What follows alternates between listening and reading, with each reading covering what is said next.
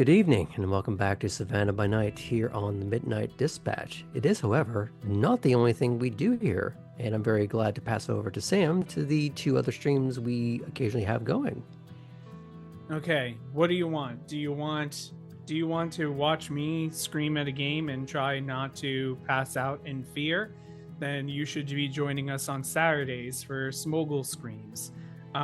This Saturday, I think I'm gonna finally start Silent Hill F.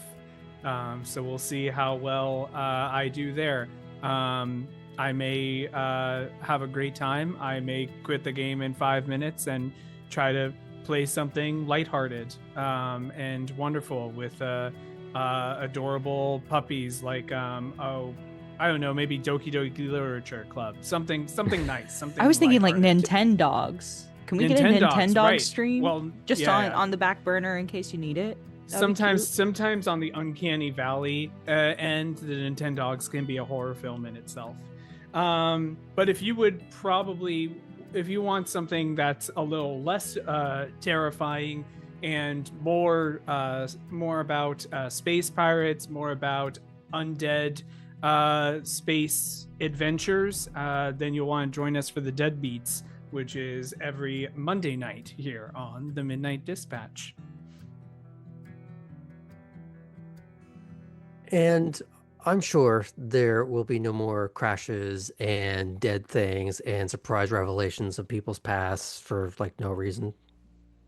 No, nothing. Well, I can't do it. I can't spend every minute doing that. So there will be like a gap of maybe an hour or something between the next explosion or terrifying revelation. Fun. Speaking of revelations, Artem, how was space combat on Friday, and when is the next one for Tales of the Hidden Path? It was good. We're trying to figure out when the next one is. Schedule's looking a little weird for June, but we should be able to tell you something next time we're here. Yeah, it was a lot of fun, man. It was weird. We did kind of a scaled down version of the Star Wars 5e combat system, so it all like fit our characters very well. There were a couple of mechanics that like didn't really do anything, which was, that's part of the scaling down part. But no, it was good. We only had a couple of near crashes, all of them by Pip. Unfortunately, she was just rolling like a demon for a little stretch there, so that was a little scary, but other than that, it was good. I don't know what happens next, honestly, but I think it will probably involve some space combat. Alrighty then. If we have no other announcements, let's tell a fucking vampire story, shall we?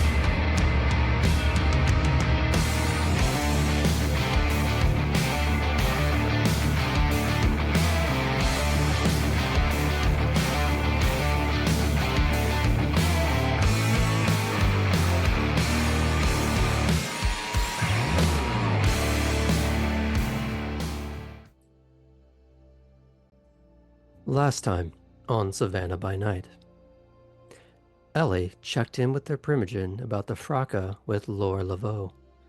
Mason gradually elicited the story from Elli's perspective and offered them food for thought regarding the potential dire implications.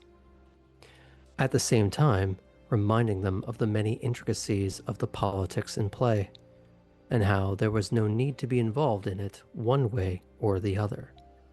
However, Mason issued the directive of finding out what they can about Laure's current standing, a test of Elli's tenacity and understanding of the situation. Poppy confronted Nico about his seemingly throwing her to the wolves vis-a-vis leaving her to deal with Laure's untoward behavior at the party. He reassured her that the only reason he did so was with the knowledge she had a group to watch her back, that Laure herself would know enough to hold back, and if worst came to worst, he and Clarice were only just down the hall. She was never without a safety net. But in thanks to Poppy's service to protecting her domain, Clarice gave her one last birthday gift, awakening her dormant capacity with Auspex. Artem brought his own perspective of events to Alden. While he was exacting and stern as expected, the bestial man was strangely amused by the entire situation. Though he charged Artem with a severe directive. Never start the fight with Laure, but be swift in ending it with finality. Whether that was literal or hyperbolic was for Artem to parse for himself. Having had a group of people over to her meager home for the first time, Cora felt inspired to go foraging for furniture and other decor in the interest of fostering a welcoming environment, not only for her burgeoning coterie, but for herself. Places to sit other than the floor would be appealing to would-be guests, but Cora glommed onto something more specific to her own needs via scrounging up a mattress. While sleep and comfort do not intrinsically matter to a vampire, investing in such things was the first step towards Cora engaging with the life she was beginning to build for herself in Savannah.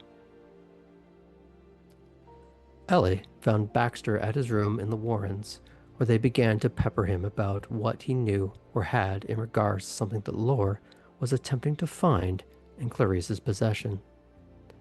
Baxter proved a rather obstinate interview for the young Nosferatu, but after a long, winding path to get there, Baxter pressed Elli on their relationship with their own sire, and whether or not they wished they had something, anything, to remember him by.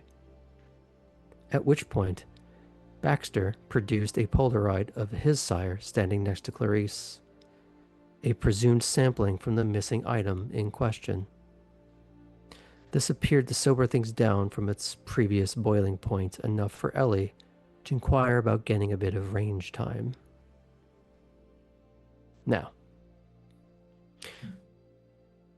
as everyone had made plans in the prior session about meeting up and going off separately, their first collective call of port would be Elysium, Wormslow. Each of you find yourself heading towards there.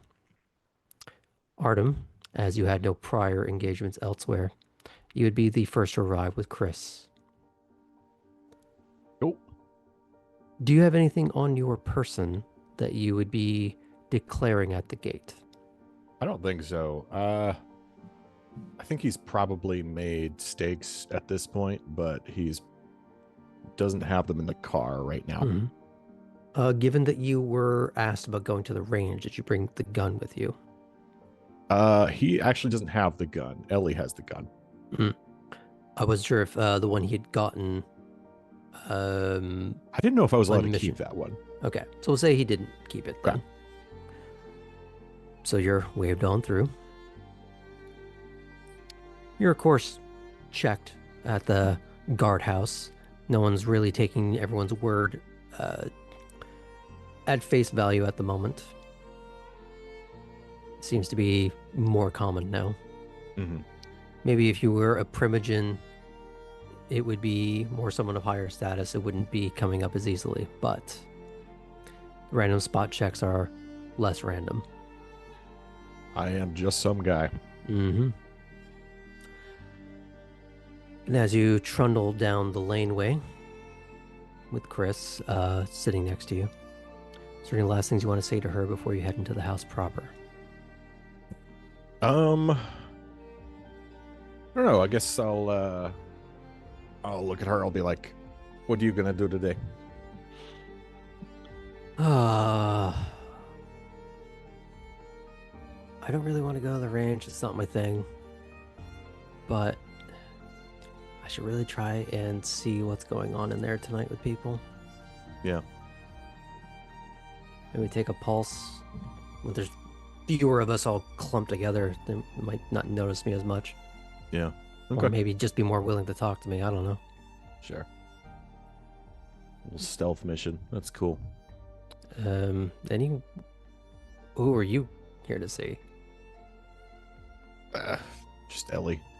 Maybe try and get to talk to some people too.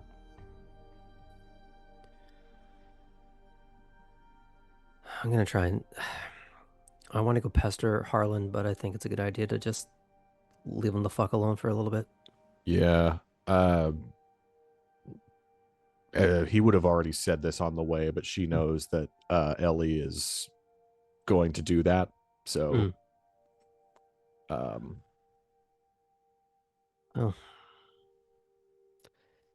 hopefully that works out. Yeah.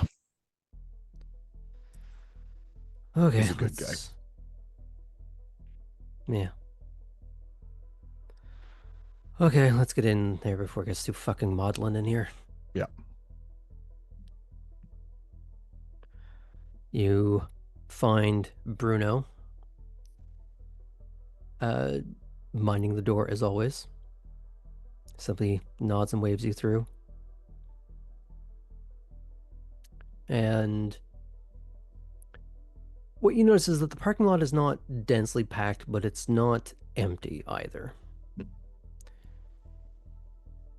And you do find Atherton near the lobby as he's walking through. Well, hello there. Is there anything I can help you with? Who's around tonight? Oh my, well, if you're looking for the prince, he is, of course, holding a bit of court tonight. Are you looking for someone in particular? Maybe Mr. Limehouse, Mr. Sokolov. I have yet to see Mr. Sokolov, but Mr. Limehouse is somewhere in attendance. Okay. Go talk to him. Thank you, sir. Of course. And Chris? No, I'm good. Very well then. And he will let you see yourselves off. She does split off from you. Are you kind of just asking around further, or are you just looking around first and then kind of hoping to stumble into he'll him? look around first. Okay. Just kind of take the temperature of the room, see what's going on.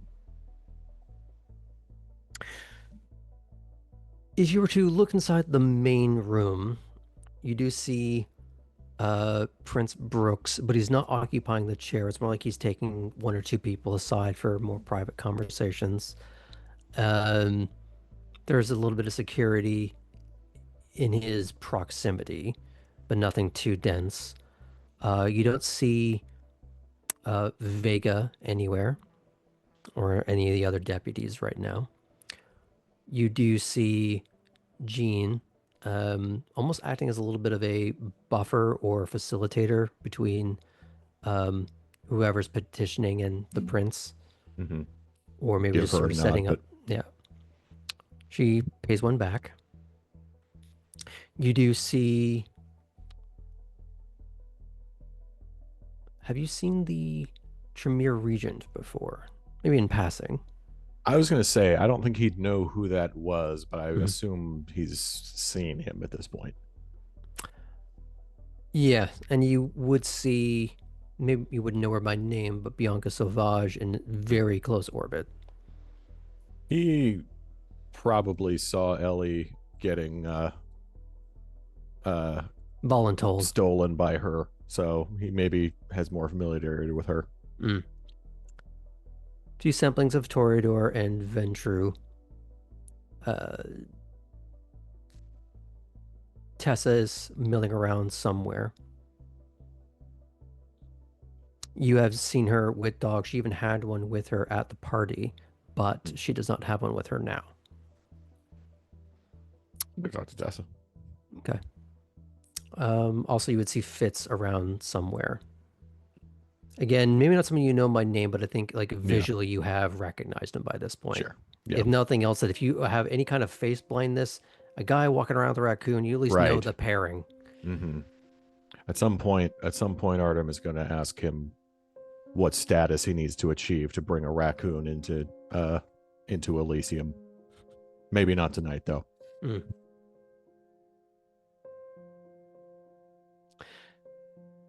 You do see Tessa on the ground floor of the main room, and she is talking to a woman in a sort of like off-the-shoulder black blazer who is walking away as you apparently walk up. Hello, Artem.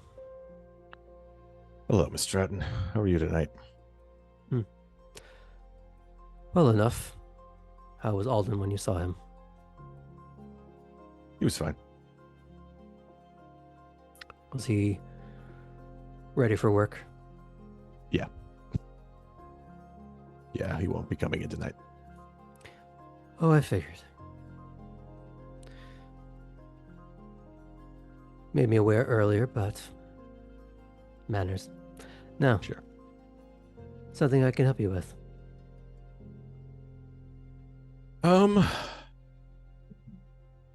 Yeah, I guess I wanted to get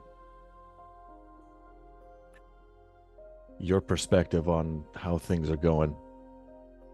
I know I've been in it, but from my vantage point, I guess I don't see the X's and O's, and I don't see the score. So She actually does smile at that a little bit. She gives you a little side nod to get you to follow her. Mm-hmm.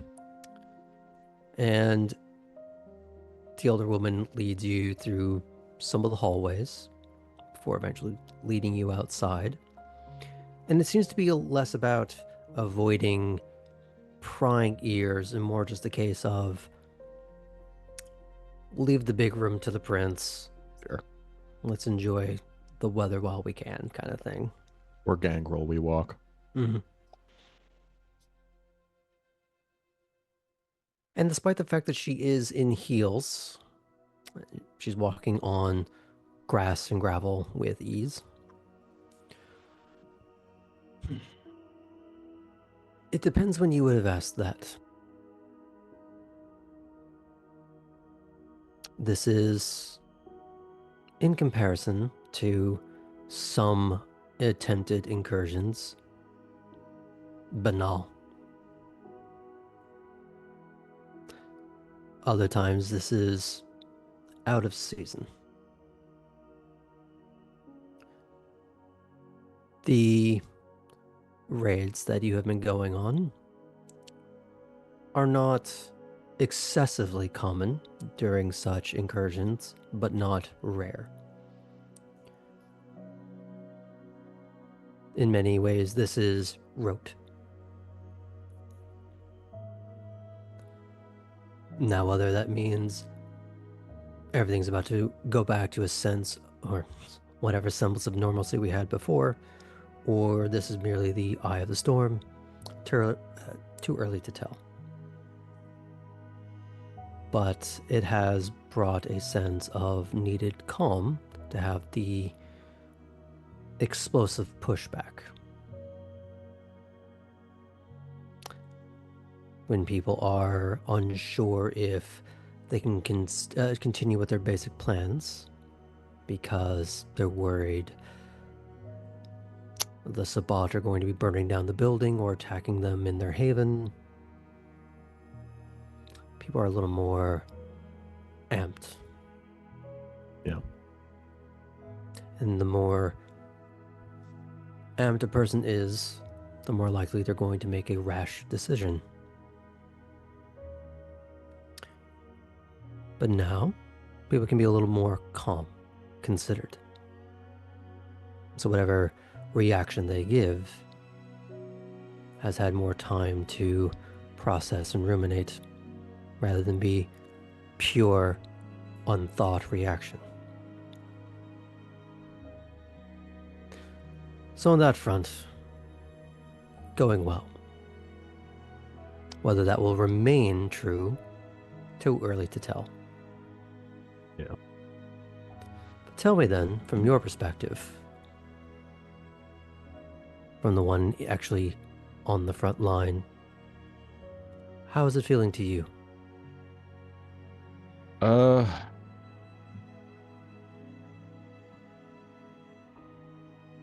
Feels like we've got, I mean, I've never seen this many kindred in one place before. It's kind of crazy to hear you say this is banal, but I think the thing that struck me is that I haven't felt particularly threatened by one particular. It's mostly the mob. And that leads me to believe that there's something bigger out there that we haven't seen. Unless this is, the hurricane is somewhere else and we're just getting the runoff. There is that possibility. I know this is a prize location for them, though, so that feels less likely. The Sabbat were up and down the southern coast. A lot of prize locations, but yes, Savannah was one of them.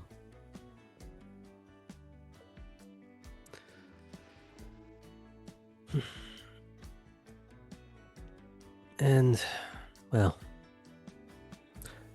grudges last forever when you live forever.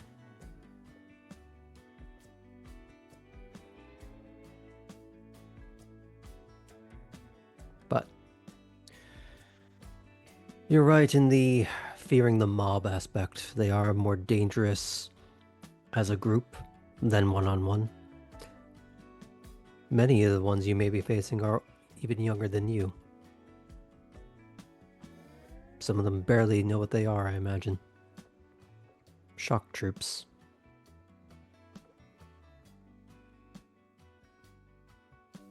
Can't imagine doing that in mass. It's crazy.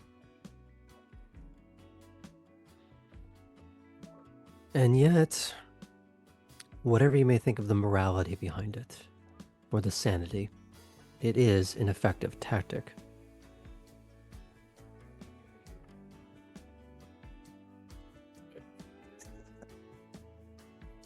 The masquerade is ours to keep, then yeah, we have to respond. So in that sense, yeah.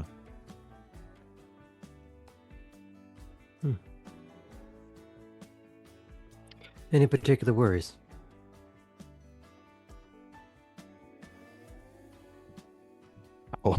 How has any of this gone unnoticed is one. It doesn't seem possible. I don't know. Never underestimate the human capacity for cognitive dissonance. But surely these people are coming from somewhere, right? Like,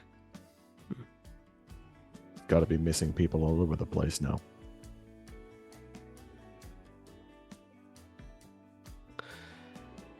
One missing person is a tragedy.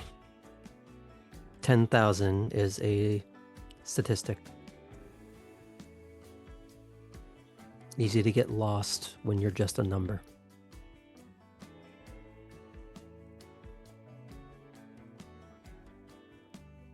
That's true. But I imagine for a lot of people, it is just the one missing person. I don't know. It maybe I need to get on social media more and see how this works. Oh, nobody needs more of that. Sure.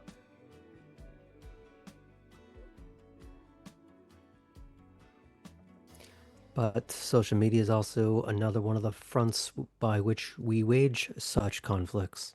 Yeah. Disinformation, amplify noise, discredit something that is plausible. It must be really good at it. It's less common here, but in places like New York, more cosmopolitan cities, a good portion of the Nosferatu are dedicated towards entire farms of disinformation.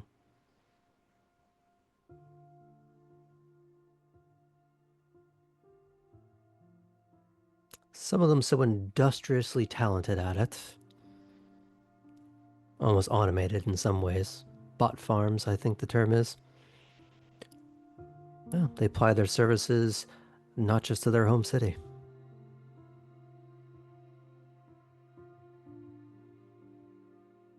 Because ultimately, it's in their best interest to keep all of us hidden. Yeah. I was going to say, I guess that's a fringe benefit of being a member of the greater Camarilla then. One would hope. But I think if you were to talk to some older Nosferatu, it's less about Camarilla, Sabbat, Anarch, Autarch, and more just the simple sanity of don't get caught, don't get burned. Mm-hmm. All the tribalism goes away once the flames start licking at your feet. Yeah. Sorry, what was that last one? Autarch?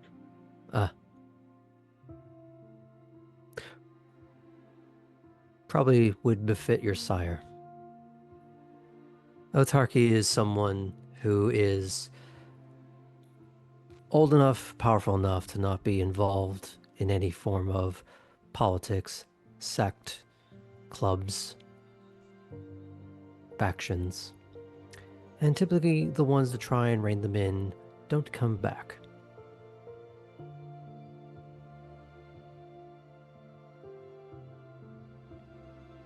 Maybe that would befit my sire.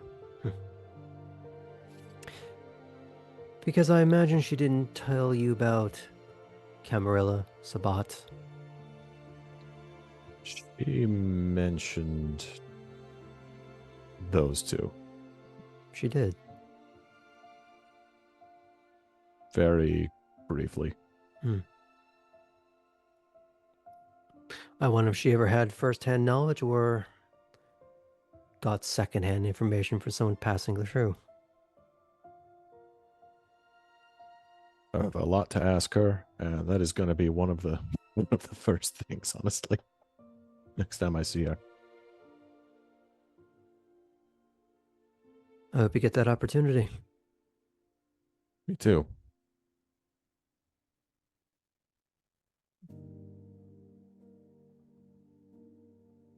Is there anything else you'd like to ask her before you drift back in? I think we can drift back in. Okay. Ask her how the dogs are doing. You know. We can get to Limehouse a little bit afterwards. Now, let's check in with Cora, as you had a little less on your docket, fewer people to talk to and extract information from, and you weren't having to deal with seeing if Nico or Clarice had put you in harm's way on purpose. You weren't having to find out if the deputy in your clan was withholding information that you desperately wanted. You were playing The Sims for a little bit. Or Paralives, which has recently gone into early access. It's a buggy mess. Anywho, so we'll say you get to Elysium next. And so let's check in on one particular note. Mm-hmm. Do you have anything to declare? And if you do...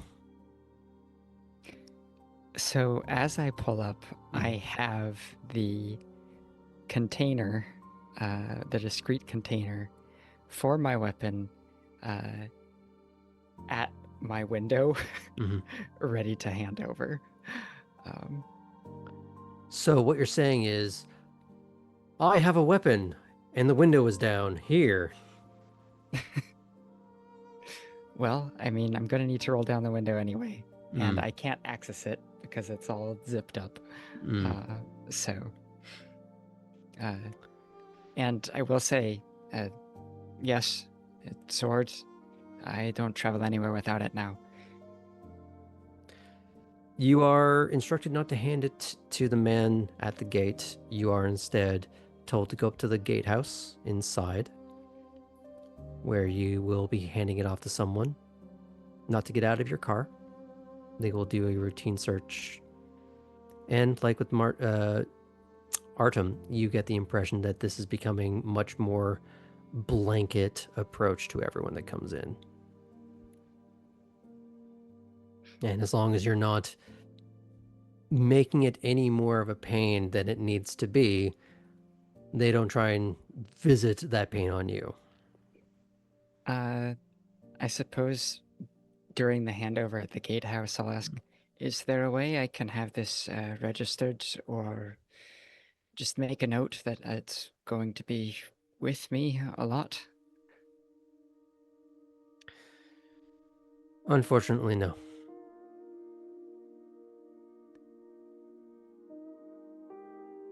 No blanket passes. All right. You are waved on. And as you get to the main house, you do see, of course, a bevy of cars, trucks, one or two of the exotica, but nothing that you would recognize as belonging to anyone in particular. I guess I raise a little eyebrow at some of the vehicles I don't recognize. Like, something new from a collection of someone I know, or somebody new? Who knows?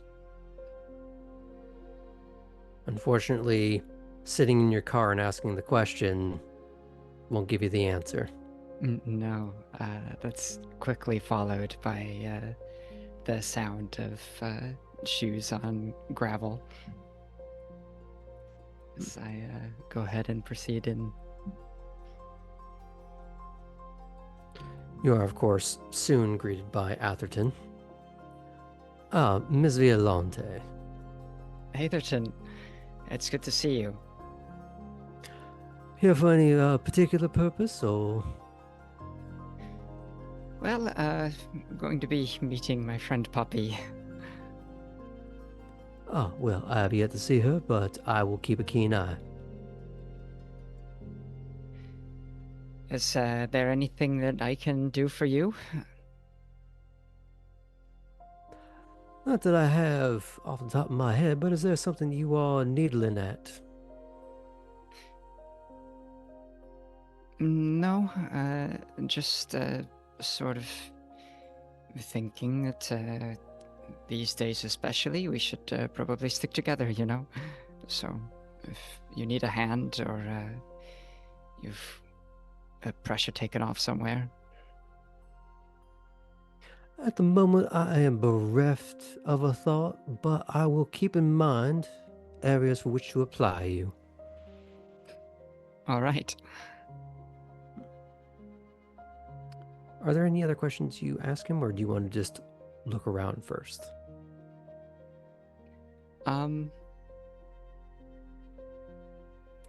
I think I may just begin to roam. Or, you know what? So, because we did see him briefly at Poppy's, right? He made a very quick appearance at the birthday party. By he, I mean Atherton. Yeah. Mm-hmm. Okay, so I'm going to ask him. What did you think of the business towards the end of the party last night, or a couple nights ago? I had left long before the end of the party, so I am entirely unclear what you are referring to. Surely a man like you is kept informed. I can confirm nor deny any such parameters. Well, then okay, I will go with your account. Well, my account would lend absolutely nothing to the proceedings as I was not present. Of course. Though it seems as though you would like to discuss it to some degree. Care to follow me? All right, I will follow him. He will lead you up the ornate stairs, and you know that there are one or two offices up there because you have been where Edward and Lila have a set of shared offices for the sort of forgery work that they endeavor on together. But you've never been inside the Keeper's office at Elysium. Neat. And as the wood panel door opens inward, it's a bit like you might expect, maybe a bit not, where it is, of course, sort of older, dark woods, and some of the same golds that you might find in the rest of the house, but more mixed in with some like nice dark greens to turn this more into a contemplative study. Bookshelves, big heavy wooden desk, and a really nice button-back chair, set of couches across from a coffee table. He will direct you to one of the couches, where he sits adjacent to you. Since I, of course, was not present during such a supposed spectacle, I would love to hear your perception of events. Simply that a very important guest was left out of the parlor games for and the people of a similar status asked to join us on the dance floor instead as neonates. Now, that can't be the end-all be-all of this particular story, or else we wouldn't have had to come all the way upstairs for this. No, preserving somebody's reputation isn't a good enough reason to come and speak discreetly. Well, whose reputation are we protecting now? I haven't... Listen. Surely you know. I administrate this particular kindred campus. I am not privy to the goings-on elsewhere. Then I suppose that's the way we'll keep it.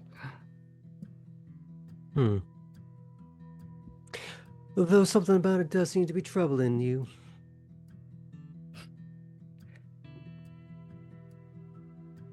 It's just if somebody has a lot of friends and then suddenly they change their attitude, it makes you wonder.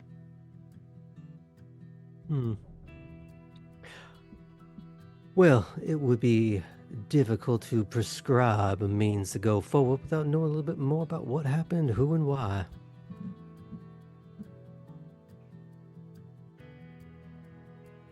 Right. I would like to provide a bit of counsel, Cora, but I am hamstrung by my lack of awareness of your particular endeavor. I see. Well, I appreciate the opportunity anyway to see your office. It's nice in here. He does look around, and I don't get to use it as much as I would like for such little chat, so I do appreciate the opportunity you've given, brief as it is. Just so, well, in that case, I suppose I'll excuse myself. Of course, don't let me keep you. And he will show you to the door. But you also know that he'll likely be heading in the same direction, so he waits a certain amount of respectable Sure. time, so you're not just saying goodbye and walking in the same direction. As Martel has once put it, the true personal horror. For all the faces of the other players, Cora was never going to divulge the activity post between the coterie and Laure. But you could have, and it would have been funny. I don't know what you're talking about. I was calm and poker faced the entire time. Right. Was just interested in hearing, okay, Toreador Primogen publicly snubbed, what the hell? So.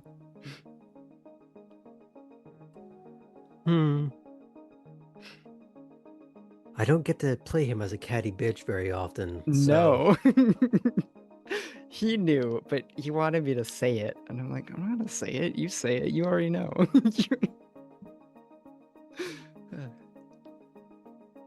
Well, then if we already know, there's nothing to talk about. Get out of my office. But why? Why, Atherton? Why? Well, as you ruminate on that particular thing, Yes. is there anyone else you want to try and get the attention of? Who's around? Is we have Is there someone in particular you're looking for? I would like to either reconnect with Raleigh, because I did say I was going to follow up post party, and our little just kind of fun chat about music, or if Belle or Lewis is around, I really need to check in on my other broken Malkavian friends. You look around for Raleigh first, no dice. Bell second, no dice. Lewis is milling around, but it's in such a way that's... It's almost like he doesn't want to step inside the house. Oh. And he's perched up against the wall outside the house near one of the sort of glass, like French doors. Seems to be aware of things that are going on, but he's just not making himself part of them. And he's more sort of contemplating whatever it is he's contemplating. But you sort of catch him just by sheer chance of you just walking around looking and catching a shape, double glancing, and then if you want to go step out and talk to him. I will. Lewis, you're hesitating a little today. Oh,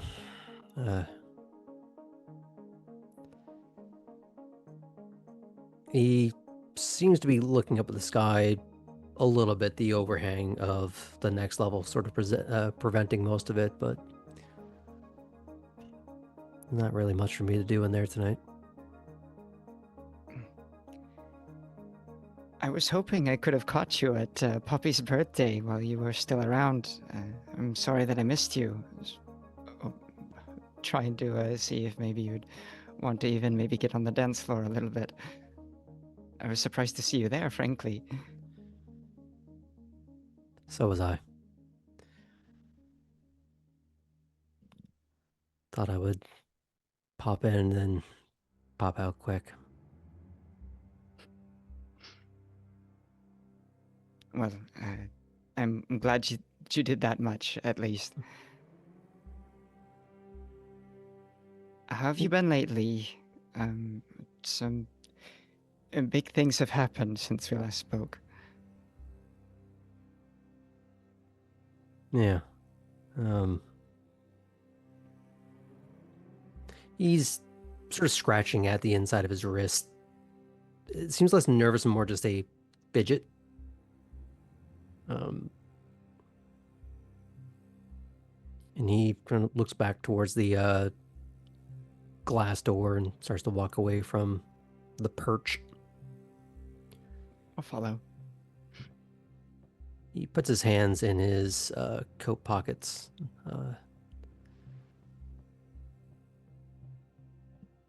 Yeah, a lot of shit going on and not really much I can do about it, unfortunately. Yes.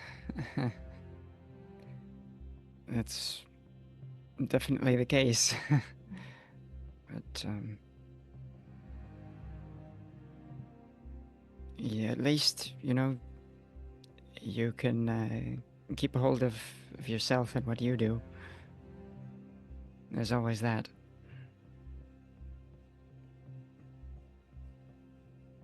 I want you to roll perception empathy at a 4. I will do that.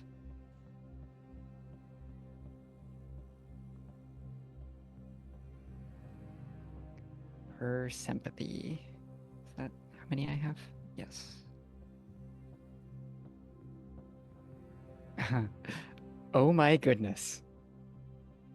All of these are successes. And then that was a 10 with another roll. So that's 7 successes. I'm sorry, Lewis.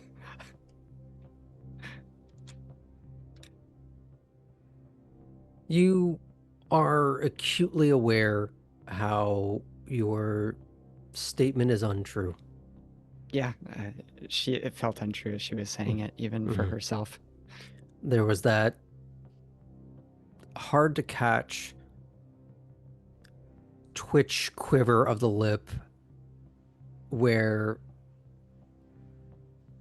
it's when someone knows you didn't mean anything rude or cruel by it, but it still was a dagger in the heart. And they're not holding it against you, but they are kind of feeling the sting. Say, well, at least when we're spending time together, time stays in the right place. That's when he does finally look at you. With everything going on, how are you keeping it together?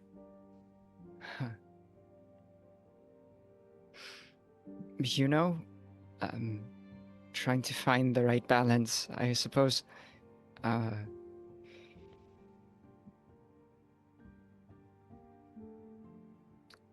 It was hard hearing the news about Miss Fulton. I mean, we'd just barely come to know her, and already she's gone, right? And then everything with the Sabbat.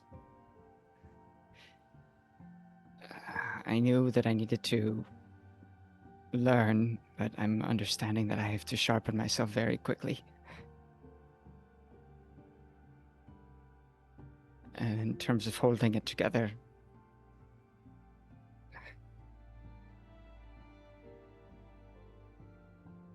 I am really just sort of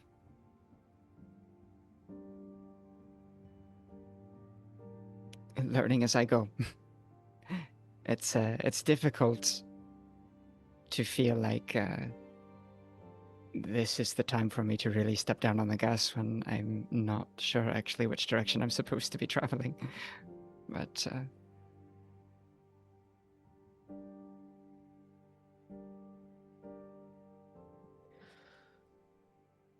Oh, that old chestnut. Can't decide which direction to go, so you go nowhere. well, that or the route is decided for me, so I better do everything I can to make sure that I at least still have a hand on the wheel, right? Not to torture this analogy too much.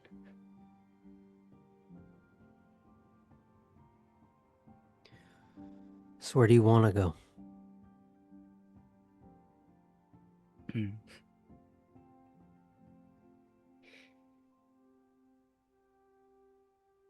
I just want the rest of the people that I'm coming to find some amount of comfort in here to stay safe. So I would like to go the direction that enables that, I guess. And if I can keep myself alive at the same time, then that's pretty good too.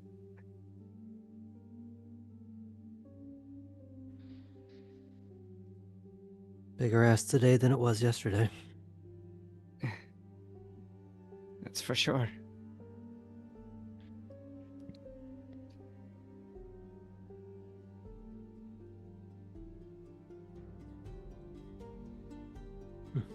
Well, in these chats, I guess, it does tend to help having someone who understands something of what it's like to be me, at least a little.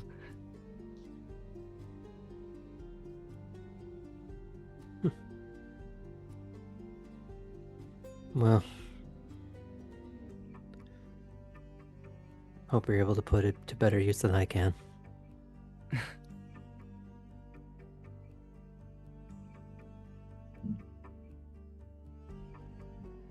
Yeah, she doesn't say anything to that. She just shakes her head.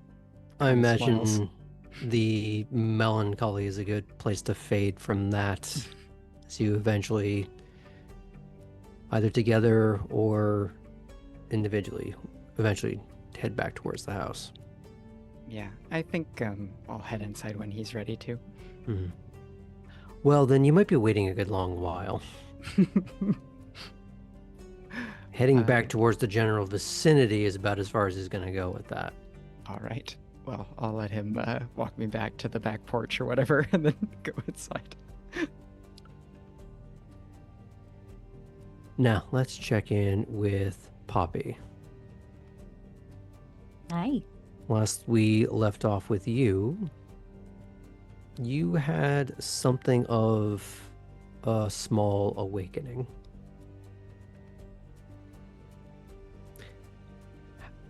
Have you turned off your heightened senses since?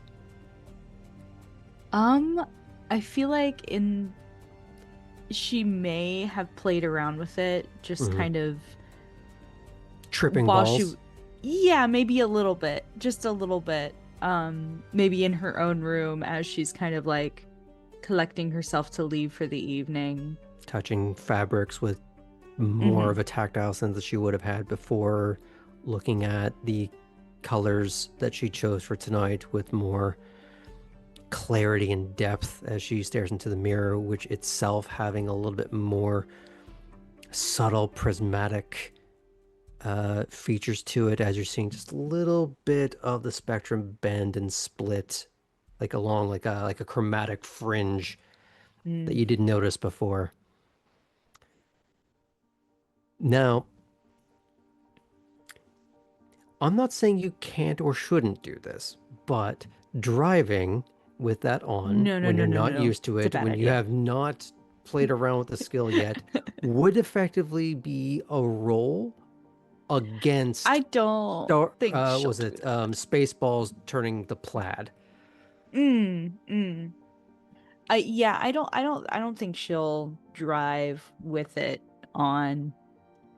She'll come down from her Auspex high. Coward says what? I am a safe driver. I may be undead, but I don't want to injure anybody on accident. It's fun now. To injure people on accident, Cora? Maybe a different time. Maybe if she goes to the racetrack or something at some point. Well, as you head to Elysium, you are, of course, asked the same question everyone else is of anything to declare. No. Like the others, you are waved towards the guardhouse, probably for the first time that you can remember, where you are told to stay in your car while it is searched. And since nothing can be found or will be found, you are waved on through. When you get to the house, do you greet Bruno? Do you give him a hard time? She'll say, oh, "Good evening, Bruno. You look dashing tonight." She will not trip over her words like Helena did. What he'll respond with is, "Oh, happy belated birthday." Thank you so much. I appreciate that. And she'll walk in, smiling. You do see Atherton passing by upstairs. He does give you a nod, but unless you indicate to him that you wish his attention, he doesn't go and corral you. No, Poppy's going to quickly pull out her phone and text Cora to let her know that she's here, but that she's gonna go try to talk to Mason if he's around first. To maybe like, yeah, because he wanted to chat with her. Apparently, Sunglasses emoji. Yeah. Perfect. Sunglasses is cool. Yeah, so she'll kind of get the lay of the land and peep around and see if Mason's here. I know he just kind of mentioned like next time you're at Elysium, I'd love to chat, but if he's not around, she doesn't want to search all night. Because you sent them a text.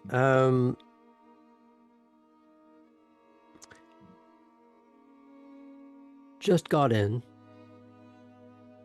Upstairs. Great. She will head up the stairs. Now, he didn't give you a specific direction or a particular room, so it does take a little bit of meandering about. Yeah.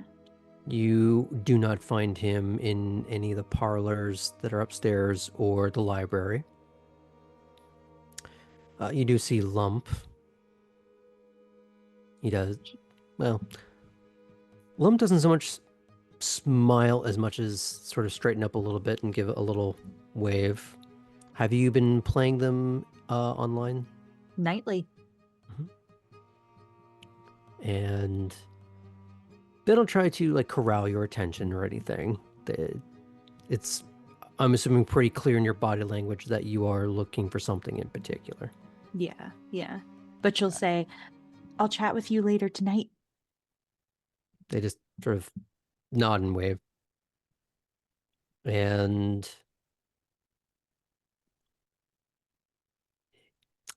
you have to rule out some possibilities of some doors are closed or locked. And everything else seems to be, well, not empty, but he's not present in them. You eventually have to make yourself head out to the sort of balcony that overlooks the interior from above of the main hall. Great. She can show off her dress. And remind both me and the audience, what was Poppy's chosen glossy armor tonight? She initially tried to go for this very demure, flowy, white, pure dress. And then Right, after her trad speaking, wife camouflage, got it. yes. We'll go cottagecore because she would never. And so she changed it out for a short, very figure hugging red dress that has little ruffles on the hem. It's very cute, and she could show off her leggies. Yeah. And she has just sunglasses perched on her head. It's like, it's silly, like she wouldn't be wearing them at night, but it's a cute touch. Kind of girl next door vibe. But like Alicia Cuthbert is what you're referring to. She had a movie called that. It was saucy. Anywho. Oh. And for anyone who wants to see the exact dress in question and the one that I believe she's wearing first, you can head into our Discord and find some of the relevant imagery there.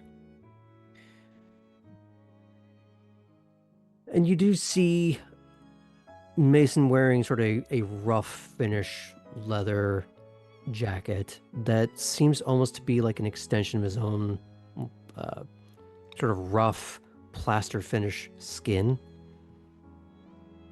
The only difference being the contrast in coloration. And he is sort of leaning with his forearms against the banister overlooking the main hall, and he invites you over to join him. Hi. Well, I know that I invited you to have a talk next time you're free, but I didn't expect it so soon, which makes me wonder, do you have something that you wish to talk about? Well, I was just excited that you wanted to talk to me at all, to be honest. Oh, the Toreador excited to talk to the Nosferatu, tale as old as time. Is it? It's a common enough fairy tale. I feel like I'm living with somebody who has lived that fairy tale. Ah, Clarice. Yeah. Tell me, how well have you gotten to know her since you're cohabitating? Well, we definitely know each other better than we did. I mean, she threw that party for me, which was honestly a gift I will try to repay for the rest of my years. I think slowly but surely she's allowed me to see her. Just little pieces here and there. I know she has appearances to keep and a lot of sadness. She actually took the time to teach me something this evening, which I am very thankful for. And what was it, if I may inquire? It's like a heightened sense.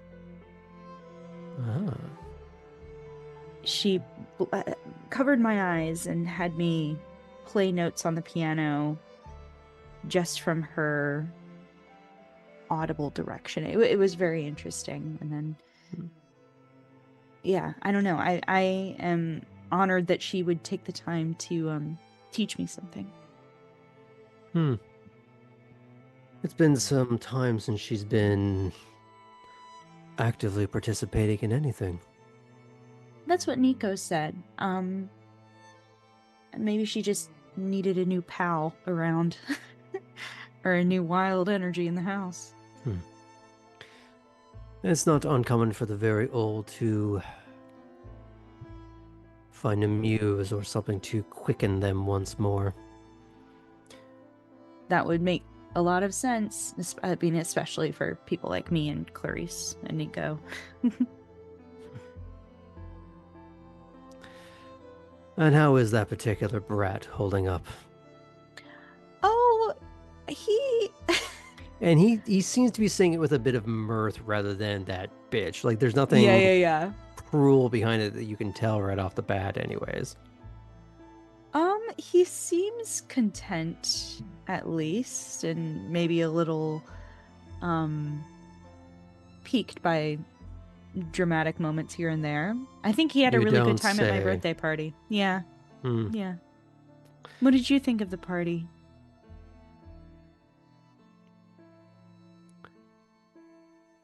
Illustrative of a point. It was what? Sorry. Illustrating a point. Oh, illustrating a point. Hmm.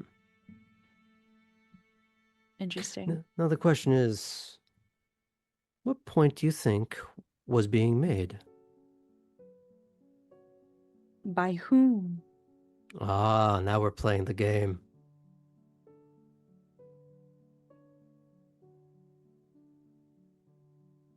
Well, if we're talking about... Well, I don't know if I should make an assumption at all and just try to play the game myself. Hmm.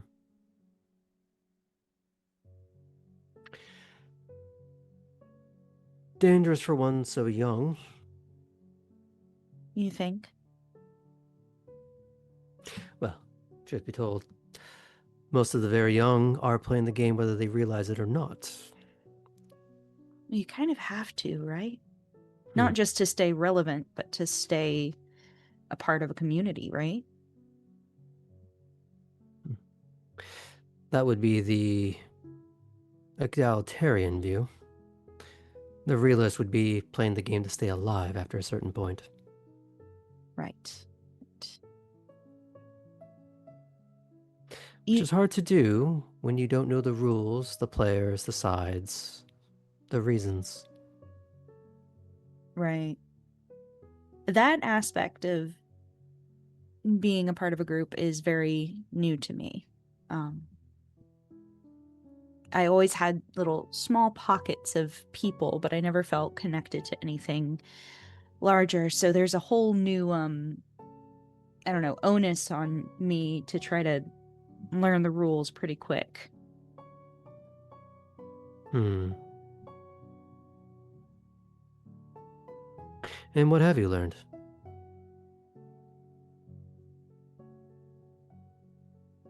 That small things make really big ripples. Just so. Yeah. That parlor games are the hot ticket item at a party.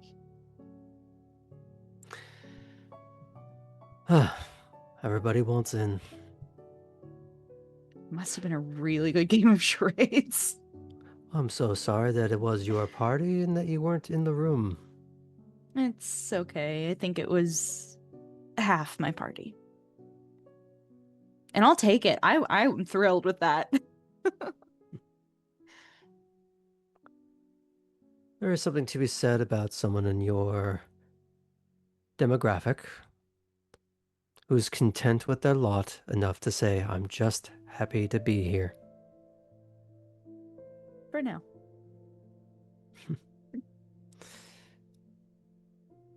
Some advice. If you want to see the next decade, find a balance between just happy to be here and being more than just aware that the game is being played. I take it you understood from whatever such events transpired that night that there was a game being played. Oh, yes. Yes. A very interesting game that will have big ripples. You said something very kind to me that night. You said you were thankful for the distraction of the party. And I'm just thinking now that that's another thing that we have to balance. Because distraction is just as important as focus, I think. Even with something as terrible as this Sabbat thing going on. We have to, like, keep living or unliving. Oh, the very young like to get tripped up on the edgy coyness of unlife as an expression. Is it very edgelordy? It's viewed as very immature. Excellent. I will strike it from my vocabulary at once. Please see that you do. I will. In front of you, at least. That's a start. How's your night going? Oh, really just getting started. Yeah. Are you meeting with a bunch of important people? I am already. Stop! She doesn't say that. She's cool and calm and collected. Roll for cool, calm, and collected. She's not. It is a thing. I think this Nosferatu Toreador thing is very interesting to her. It's a source of art for sure. Okay, what am I rolling? I'm rolling. We're going to go with manipulation and self-control. I think would be kind of fun. Clocked my tea during Pride Month, no less. Manipulation, I got 4 in.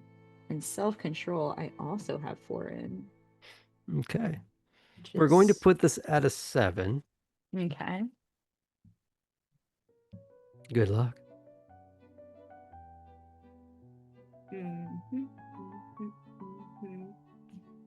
That is 2 successes. No ones.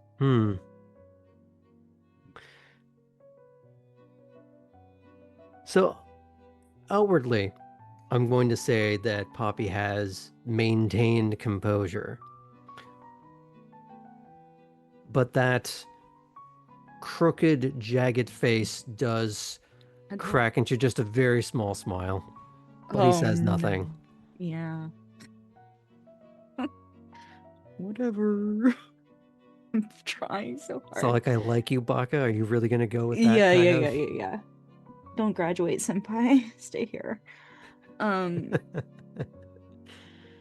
Great song. There's a great song called Don't Graduate, Senpai.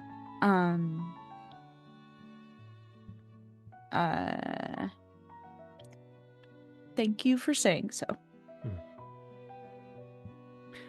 And yourself? I'm actually, funnily enough, speaking of playing games, Cora and I are meeting up with Ava Lash to have a conversation. I think. Conversation or a session? I am not quite sure what to expect. Kate and Elli had sessions with her, where they like domed some people, like verbally. But I'm not sure if she'll have us do that or if she just wants to chat. I am quite honestly just interested in what she has to say. About what? How to maintain composure under stressful situations. Am I stressing you out, Poppy? No, you are not stressing me out. But my birthday party was indeed a bit of a wake-up call for me. And I think for a lot of my friends, my younger friends.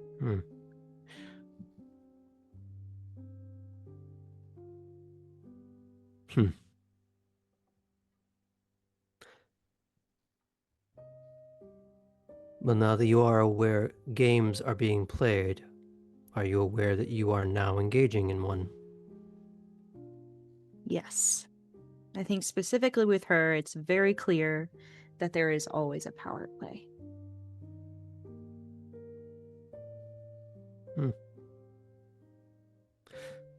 That's the start of the lesson, I suppose. I would invite you to consider that as not the entirety of it.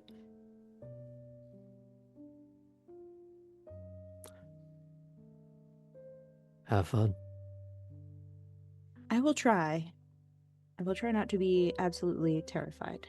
I think I'll only be a little bit terrified.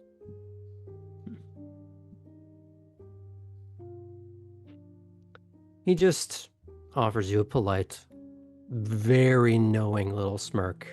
Mhm. And I take it you enjoy a few moments of just sort of observing the crowd a little bit before eventually having to wander off. Yeah, I'll text Cora. And I'd say you would see her coming in through one of the side doors in oh, great! the I'll main like hall. wave to her. Mhm. Yeah. And you can meet each other afterwards, as now we get Great. to Elli.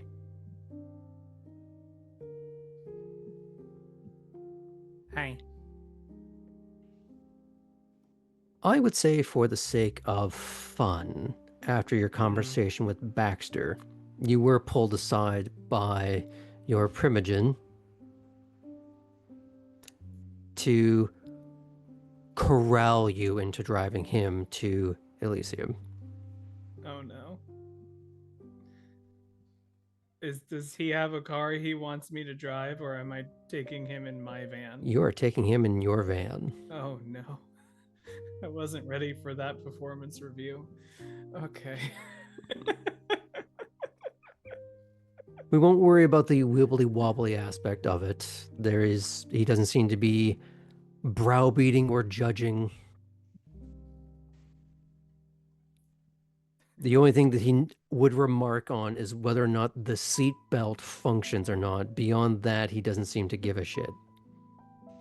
There was definitely like an attempt, like opening the door and just attempting a wipe of the seat bottom just to be like, and he does.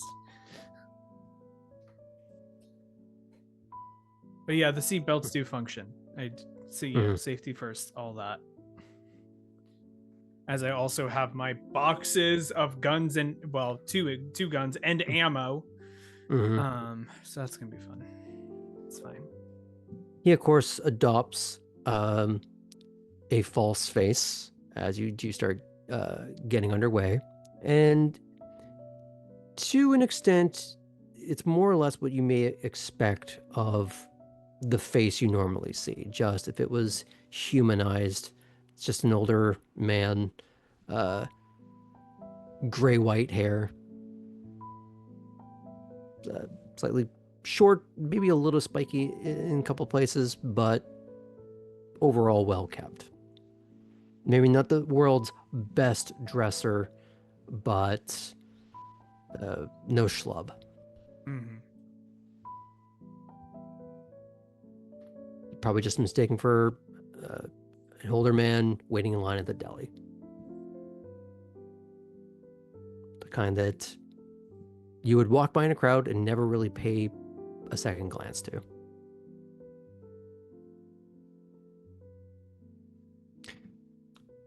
As you get to the gates of Elysium, windows are rolled down.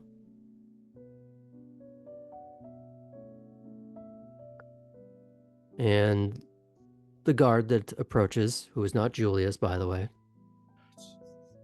just asks, anything to declare?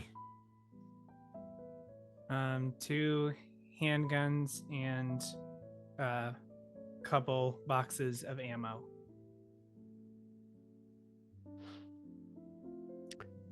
Pull aside to the guardhouse, please. Let's pull over. Mm-hmm. It is a very cursory inspection. The things that you have brought in are confiscated, of course, but in a way that is, this will be here when you get back. This goes no further.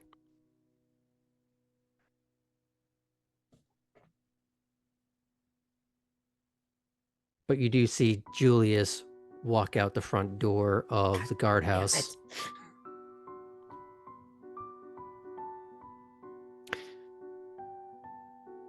And His stride does not break as he is approaching the passenger side. Mason has long since dropped the facade. Primogen. Julius. There's just a very curt nod, but they both sort of be having a bit of a conspiratorial smirk. Eventually, you are sent on your way. Hi, Julie. Okay.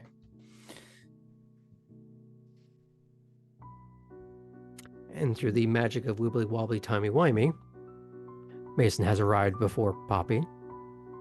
You are wandering the halls to your content. Atherton, of course, sees you, and if you want to get his attention, he'll give it. But otherwise, he leaves you to peruse at your leisure. Great.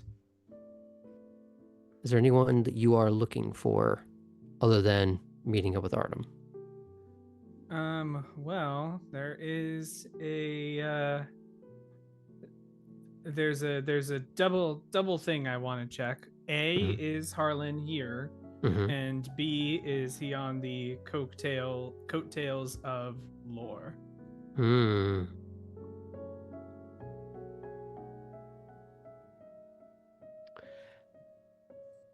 Which one are you prioritizing in your search?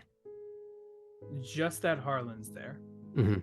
That's the. But that's what I the mean priority. is, are you trying to find Laure and then looking for Harlan in her orbit, or looking for Harlan and hoping she's not there? I would say it's looking for Harlan, hoping she's not there. Okay. Because I think, despite the fact that Laure, oh, you know what?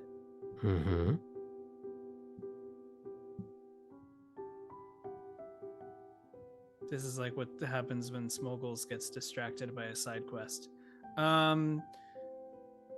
If I am able to at least see Laure and see if she is talking to anyone who actually like wants to be in her orbit, that would be a nice bonus. And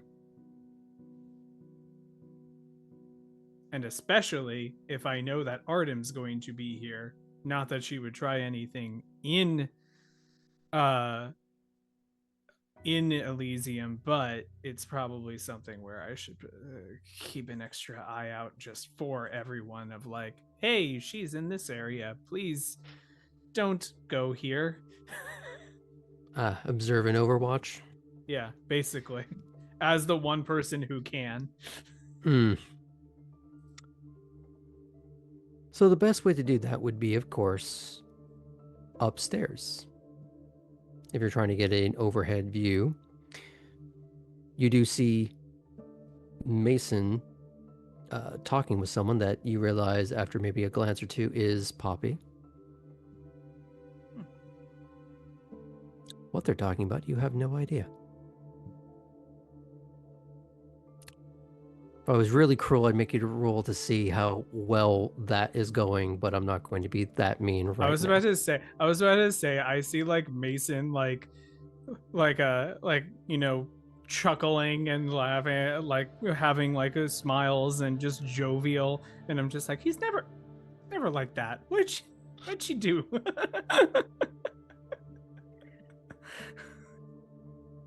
It's that Poppy privilege we've discussed so much.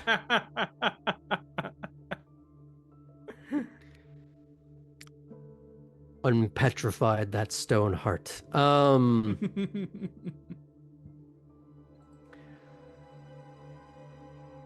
as you are glancing down, you do see the prince taking a few people, usually one on one, aside to have a quick conversation. You can't hear anything from up here. There's just enough of a din, and they seem to be aware of, hey, people can supernaturally listen on things. Let's be discreet. Occasionally, you do see him venture off to an entirely different room with someone.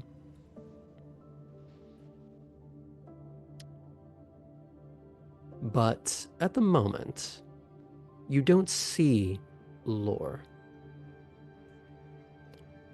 You do see Harlan, however, milling around in the main room, but in a way that is not nervous. But you know when you can tell someone is just in a holding pattern? Yeah. How they can't just sit down, they can't check their phone, they can't relax, they can't go, as far as you know, go have a conversation with someone because, you know, the second that they go and do anything, that's when the thing that they're waiting on happens. Mm-hmm. So That's me at 10 a.m. when I know something is about to happen at 5 p.m.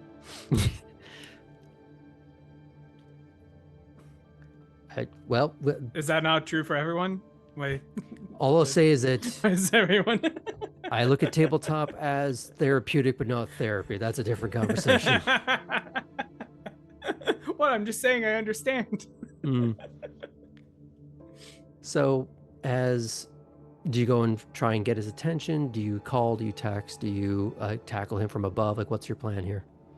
Ooh, and from above takedown sounds like pretty good. Yeah, going full Assassin's Creed in the middle of Elysium, that worked out for no one. No one, never ever. I will go downstairs to where he is and like just casually walk up to him, like not gonna be like, hey, over here. Do you sort of approach from the front? Do you sort of sidle up next to him? I'll approach from the front. Okay. So you kind of have to do a little bit of a like arc through the, it's not really a crowd as much as more of a smattering of people. Some you recognize, some, well, to borrow from Michael Caine, don't have name tags. As you sort of curve and arc your way towards Harlan, he does give you that sort of up nod, which doesn't dissuade you from approaching, but it does show that he is keeping an eye out in the room.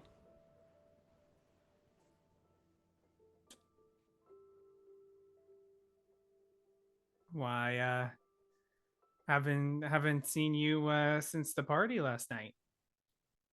Was that last night? The night before? It was last night. It was last night. Woo! Time flies when you're in peril. Yeah, exactly. So, yeah, I don't know the whole of it, but I understand things got a little sideways.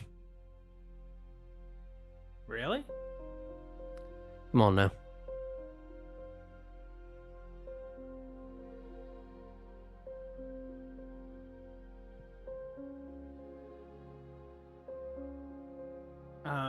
All right, we're gonna try this. Mm-hmm. I heard of something happening, but I'm not exactly aware of all the details. Yeah, me neither. I just got a little bit of the aftermath. He leans in a little bit. Not a fun drive home. What's worse, when it's the and really deathly silence, or if it's just complaining the entire time?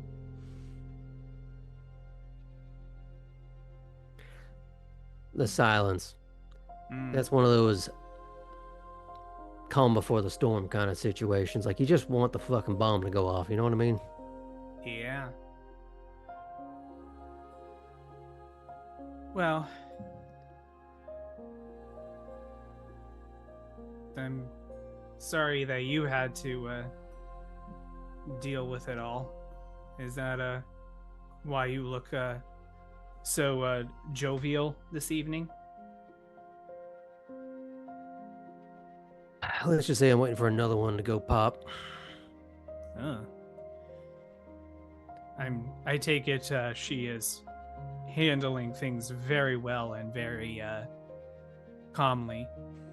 Looks around for just a moment. Well, what can I say? Elder Toreador are the epitome of class and discretion. Sure thing.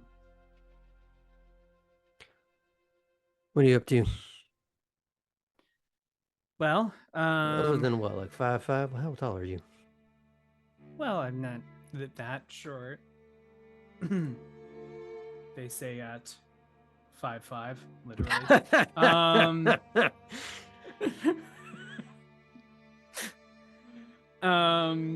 As the hand just goes right over the just head. goes right over the head.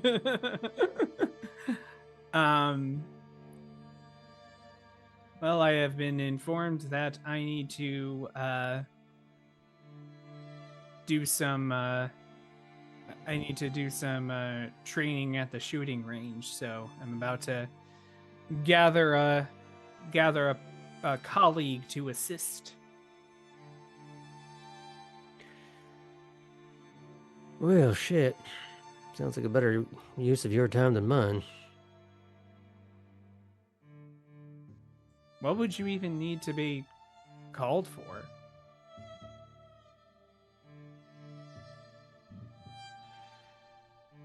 I don't know, driving, getting the hell out of Dodge.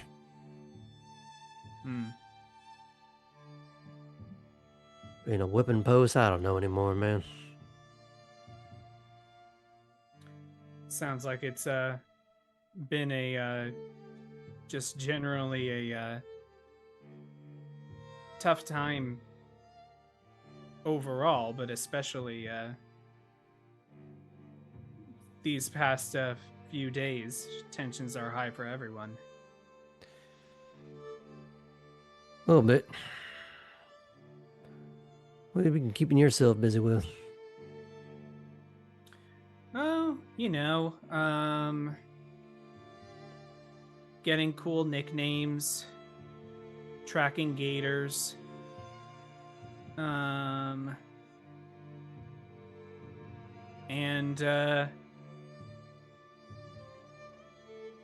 getting the unfortunate intention of some people that I didn't expect to meet or have to interact with. Like who? Is Bianca in our orbit right now? Roll me perception alertness.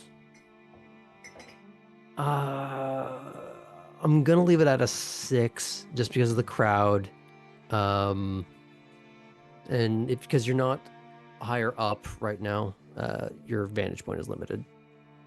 I swear to God, if I botch and she's right behind me. Worse. Hola. Oh God. 2 successes. 2 successes. You're seeing her across the room. Like a full diagonal opposite side of the room. But is that really ever far enough? No, absolutely not. Elli will look in Bianca's direction as Harlan asks. Head tilts towards you. Oh, her head. No, Mhm. not gonna look. Avoid eye contact. It's weird being able to put on a face and realize there are some people that can see directly through it, you know? Oh shit, is that your first time running into that problem? First time someone's been so forward about it.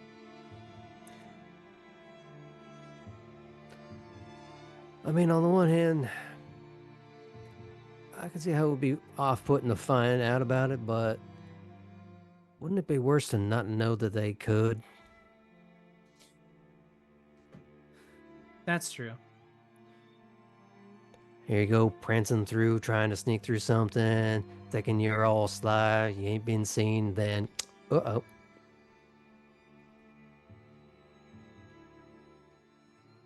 Yeah. Well, I should probably start looking around for my shooting range partner, but What was the nickname you got? It was a really cool nickname and not at all embarrassing by any means necessary. Huh. I got a fun one. Uh-huh. McCluskey.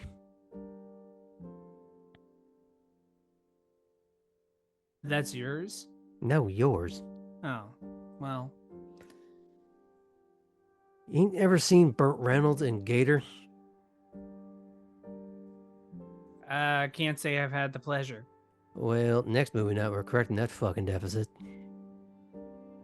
Maybe I can learn some things. I still need to get the tracker out of that gator. Yeah, the main difference is learning what an airboat is versus a hovercraft. I still don't quite get it. Well, we'll see if we can parse that next time. And listen, I know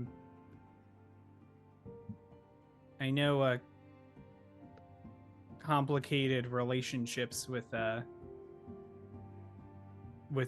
ones who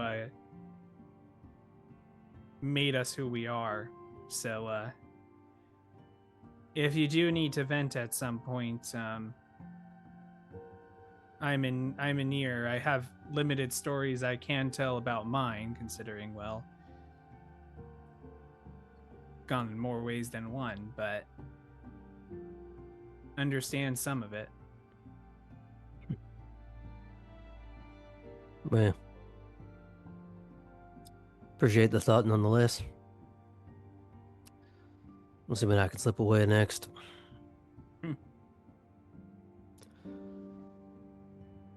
Good luck rooting and tooting or whatever the hell you're doing. Yeah, I just hope I don't drop it immediately.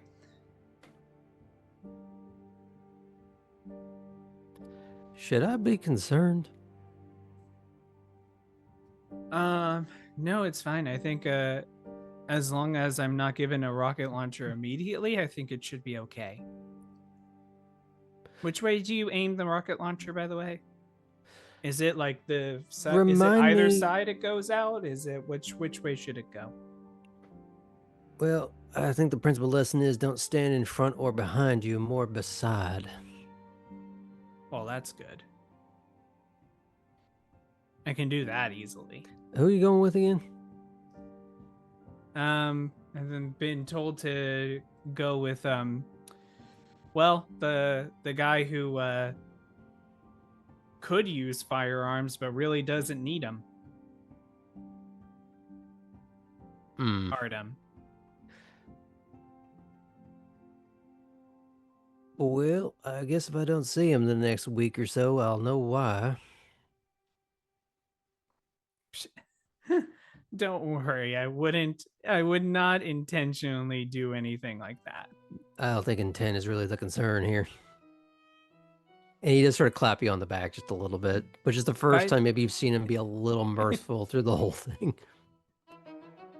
Now I just have to remember if I let go of the grenade after 10 seconds or after 20 seconds. And I'll start walking away with and that. Before you walk away, he goes, the real question is, do you throw the pin or the grenade? Oh, the pin, obviously. See ya. He takes a step back. And I think on that note, we're going to go on a quick break. See you in a bit, folks.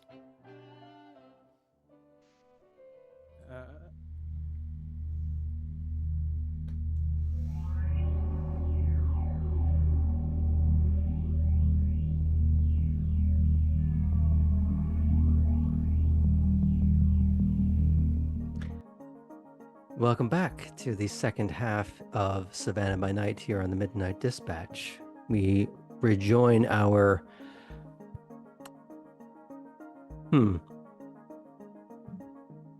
what's the polite word? Nascent group of competitive ne'er-do-wells. Don't give me that look, you know it's true. Now, they were meeting up at Elysium to Have a few conversations, find about their standing in the world or lack thereof in some cases, or to flirt with Primogen after having just had a little fight with a Primogen. I see you. And There's so no does Mason. voguing your way out of this. But God, I wish I could Vogue. That's one version of obfuscate we could develop. Now, let's pick back up with Artem. While you do have a standing appointment with Elli to head on out somewhere else, I do. you were trying to find, well, one of the Primogen. Now, whether you're looking to fight this one or make out with them, let's find out together.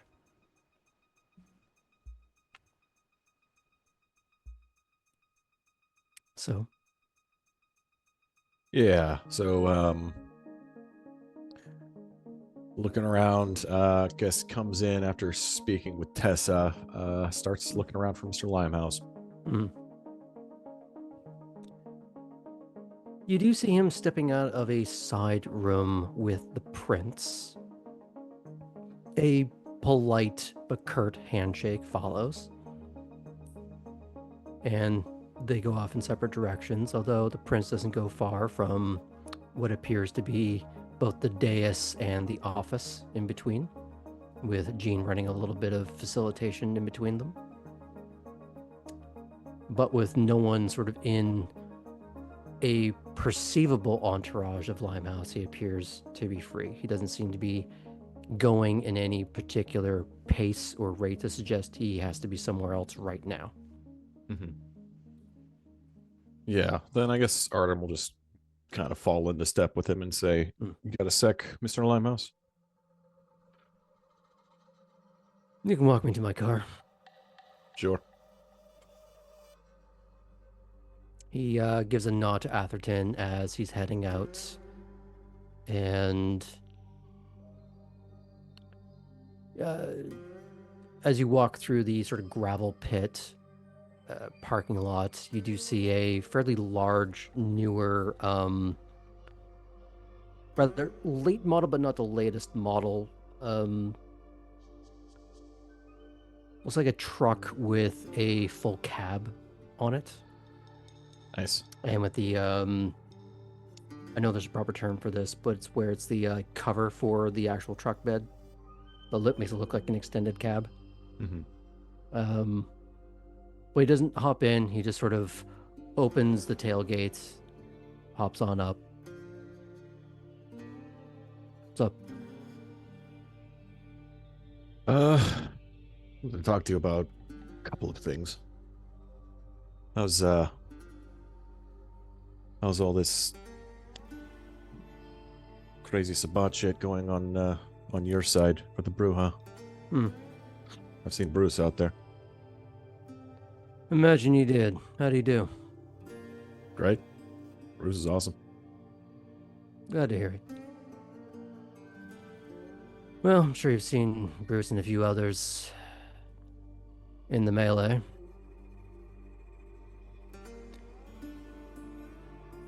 A few of them have been on rotation here. But a lot of what they're doing is more my domain in the docks and such.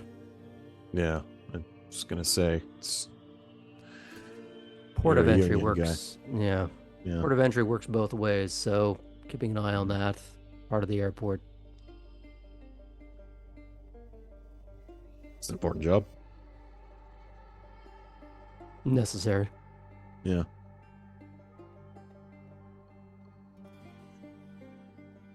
I'd offer my services. I'm a little tapped at the moment. I imagine you're appreciate what being. doing. I imagine you're being pulled in all manner of directions at the moment. A little bit. Keeping it together. I think so. Time will tell.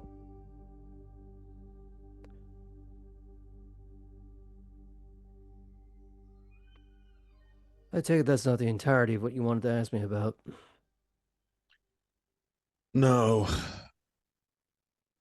No, I'm looking ahead. I know at one point we had talked about maybe setting me up with a job, and I want to keep that possibility open, but Mhm. I also wanted to talk to you about Natalia, who is my sire's other child I'm hoping to bring here. What about her? Well, she and I are similar in a lot of ways. She actually taught me a lot of the stuff that I know. So, if you saw anything I did and you were impressed, or you at least thought it was fine, then a lot of it probably can be attributed to her. I was wondering if, because I know you're, more of a working man's kindred. I was wondering if there was an opportunity for anything.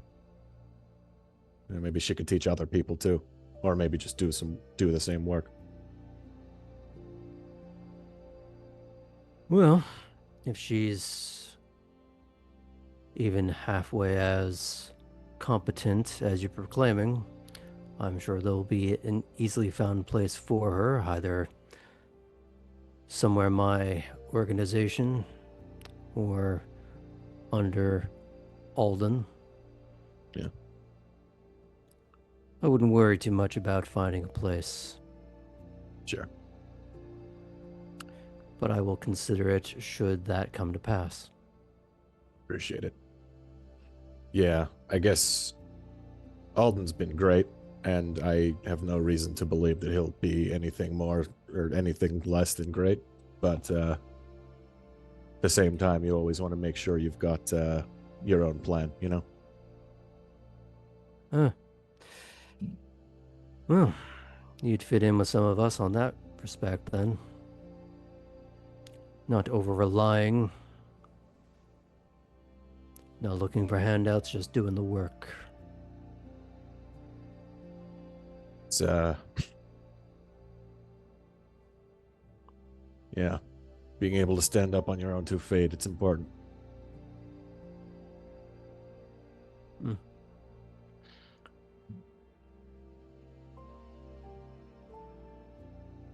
In particular, what are you looking for in terms of work, either for yourself or this Natalia, was it? Yeah. You were availing yourself well with the hurricane relief effort some time back. Right. Yeah. So I don't know if there's such a thing as a night contractor, but maybe something like that. Or for her, maybe like a night school type deal, like a trade school or something. Is that a thing?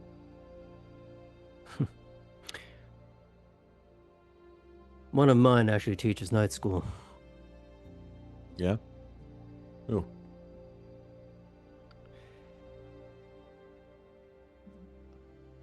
I'm thinking for a moment. Give me a sec. Henry. Oh, I met him. Okay. Maybe I should talk to him then. So it's something in the cards. Yeah. However, you're more of a doer. Myself, yes. As for Natalia, I don't want to make too many plans about a person I haven't met.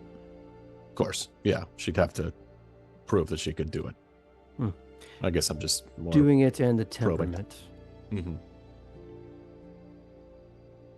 Don't take this the wrong way, but the vast majority of Gangrel, not the temperament in terms of a bad temperament.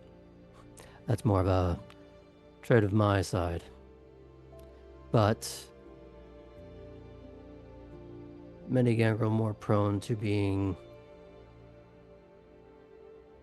isolationists, loners, introverts. Rarely the sort of thing you find as teachers. At least, not for very long. Sure. Well, we're also survivors, and at least in terms of temperament, I don't know. I think you'd like her. Has a bit more of that fire, I guess.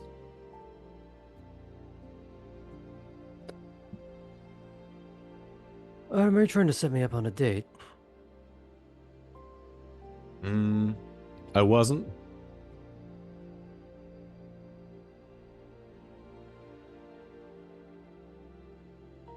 Oh, the pause after that is real concerning. Is that a cultural thing or a youth thing? It's just I gotta figure out what's going on between me and her. Who knows? Maybe.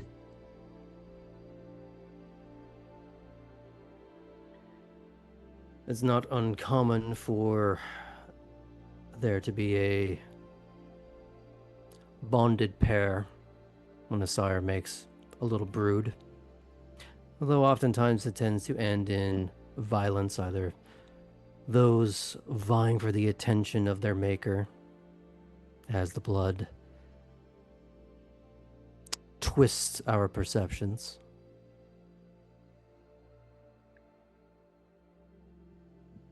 Yeah. I wouldn't it's less that and more like you said earlier, we're isolationists for the most part, right? My sire was an isolationist. So we didn't have a lot of other people to talk to, you know? The whole big world out there. We're just getting back into it.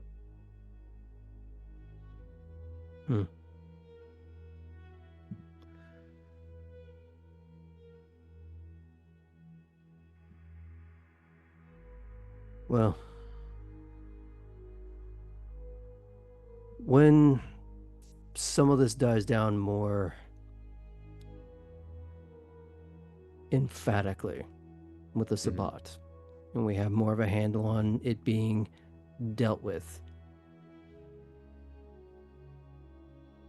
if you're still serious about finding work meaningful, we'll talk. But I'm not going to get in the way of creating problems in your current priorities. Sure. Appreciate that. I do get the impression, however, working at the docks is not for you.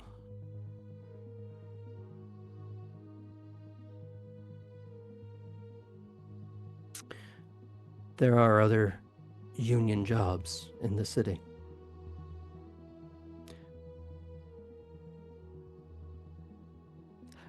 And contrary to popular belief, there are night crews for certain construction efforts, renovation efforts.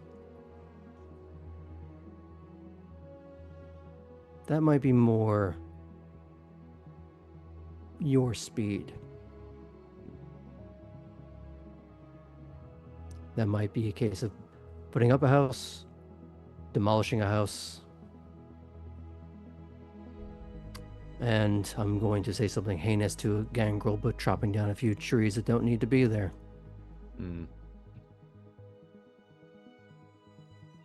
Oh, my sire would be so mad. What about Natalia? She was actually a lumberjack. Wonders never cease.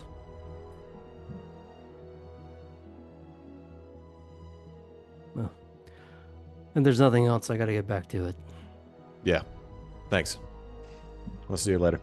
Take care of yourself. Too. He lifts up the tailgate, and assuming you get out of his way, he gets out of the parking lot.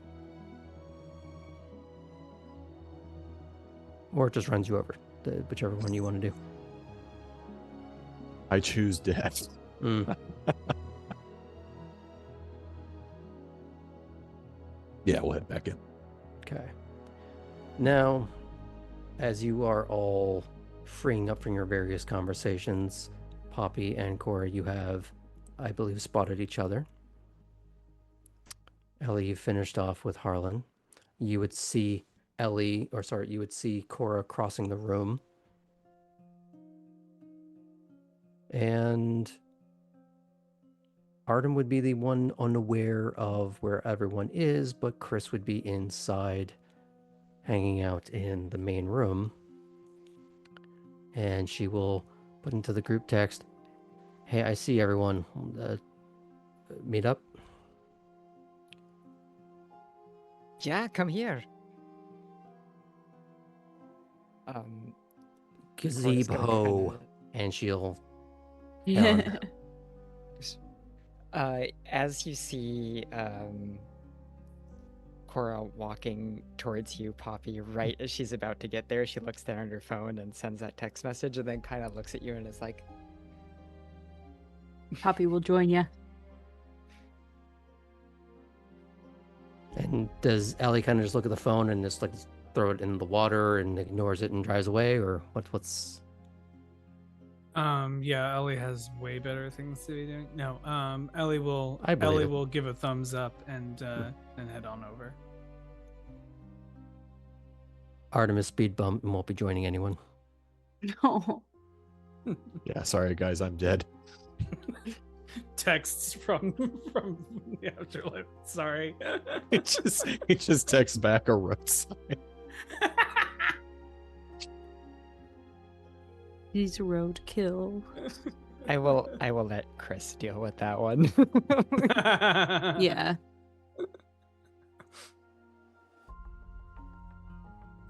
She just would send back a like skull and crossbones kind of thing over it if that's what he actually puts in the chat. Oh yeah, no, yeah, he'll just he, as is typical, he will not respond. He will just go to the gazebo. Fair. Kind of what I expected. Sort of digitally economical that way. Hmm.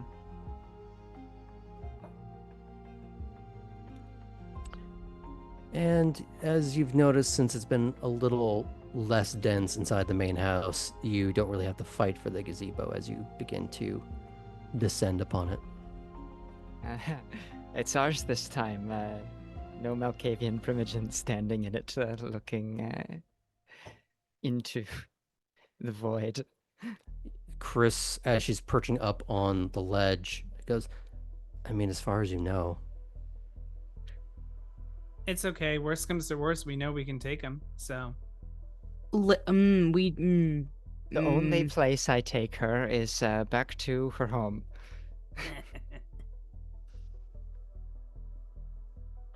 For the person who wasn't supposed to be there and knows nothing, shut the fuck up. You guys talking shit? Hey, So Artem. much. Nice to see you. How's your night going? Pretty good. How about you? Good. Good. I just met or had like a proper conversation with Mason. Really? Yeah. So how was that? It was great. He's really nice. Ellie, in your head, you hear the Kill Bill siren of something not quite adding up. nice as in he didn't insult you, or No, he did insult me a little, but like But you it's liked pretty...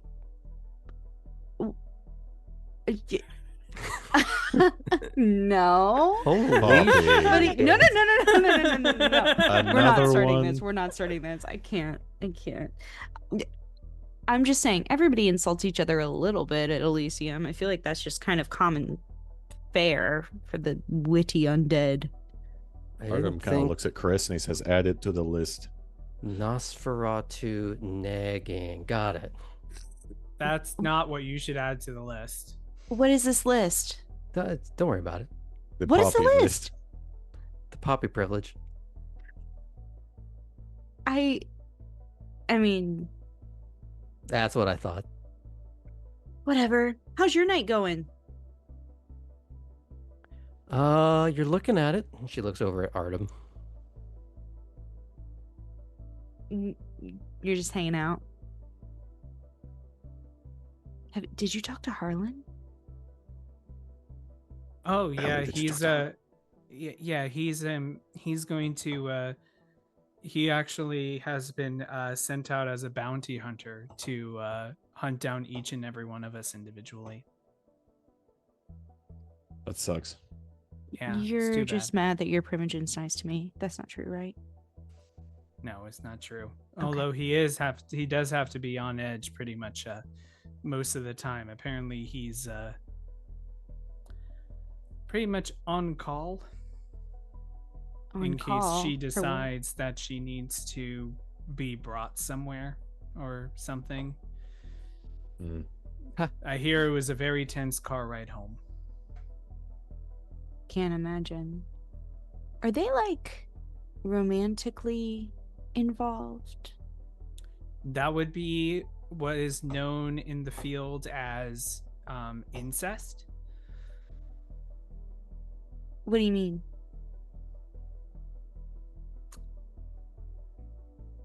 I think they're involved in a different way. Are they siblings? Oh god. No, I think she's a little more senior than that. Yeah, but romantic things can definitely still God. happen between. He is. I think 100% she they is. can. She is his sire. Yeah, but that's not incest. That's very normal, actually. So. That's when Chris looks at Poppy for a moment. Yeah, I think Cora's gonna kind of join in the look. Something you Ellie want is to gonna share with the class? join in the look. Wait, is that not normal?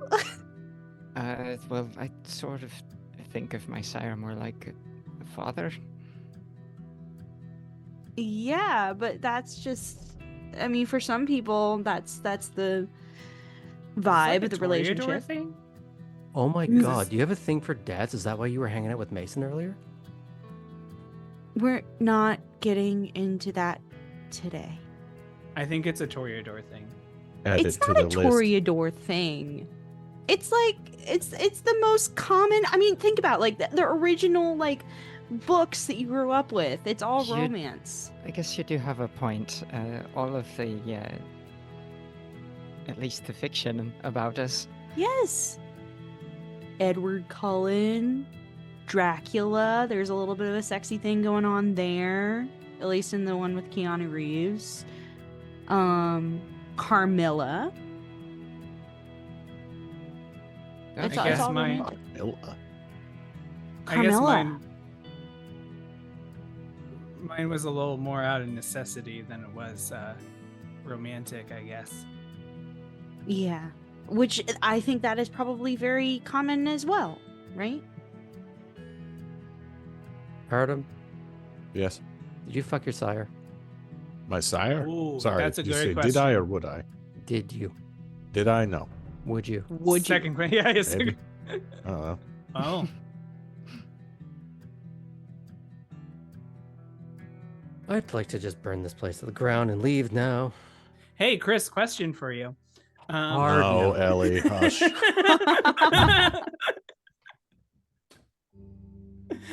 Hey, remember that whole thing about incest earlier? Yeah, it's kind of like that, but worse.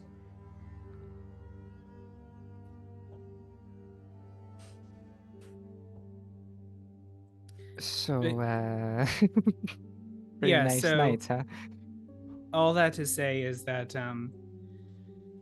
it definitely Harlan is treating Laure with as a very delicate piece of furniture that if you bump the wrong way will explode at any moment. Mm. So Oh, good. So we're all Yeah. leaving here very soon, right?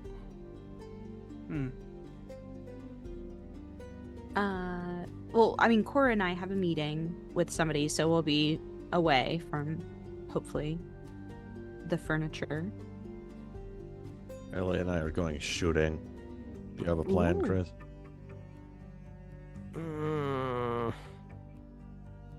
No. Fuck. I'll just hang around here and see who I can bug. Are you sure? I mean, I should probably go talk to Tessa. I don't want to, but I should. I will This is say, all right. according to what I have heard, I'm not sure how much Laure actually told Harlan about what occurred. Really? He knew something happened and knew she was very embarrassed and furious about it, but didn't seem to really know all the details. So I'm not sure how long that will be true for. That's all Or I'll say maybe- about that. Maybe he's he playing didn't want dumb. you to think that he knew all the things. I'm just Yeah. saying what was being said. Totally. But he may have been saving He clearly face didn't for... think. He clearly didn't think that I was involved. Mhm. Beyond trying to pretend that there wasn't. I mean, he could have also been referring just to the very public display of her getting rejected in front of Clarice. Yeah. I mean, everybody's doing the deniability thing where they can, maybe. Mm-hmm. seems likely. Well, I hope it doesn't drive a wedge between us and Harlan. Yeah. Well, unfortunately, Harlan is also our best connection to making sure that we might be able to get more information about our I don't want to say adversary, but certainly not friend at this point. My goal is going to be to start to gather what information I can about mostly who she keeps in her circle and if they are happy about being in that radius. If I can make a suggestion, don't pump Harlan too much. He's gonna figure out what's going on. Oh no, one of my things is to start finding out what businesses she is in charge of. Which, not to put pressure on you, Poppy, but if that feels like maybe something your circles might already know about. I can try to find out. Out of character, Mason did give you a small list of things that she's involved Yeah. in. I was Just in case. Yeah, I'll say above the table. It's like Ellie already has some, but kind of seeing where the lists that Mason has and the list that like someone like Clarice and Nico might have, where they overlap and where there's separation. Right, just checking. Yeah.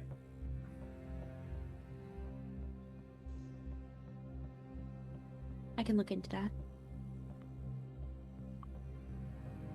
Was she here tonight somewhere? Did anyone see her? I looked around. She wasn't anywhere that I could see, and it looks like Harlan was waiting for a call to leave here to pick her up. So, may either out and about scheming, or she's in a room that no one was really privy to at the moment. Right. could be that.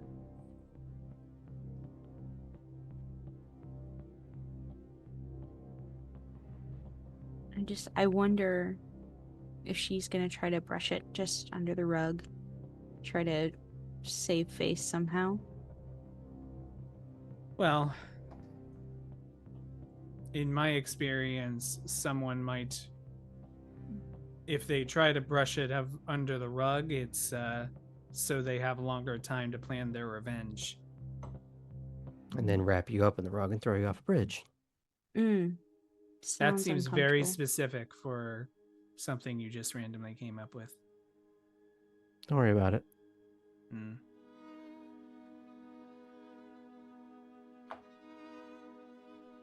Well, I think. Chris, why is there a rug in the back of a car?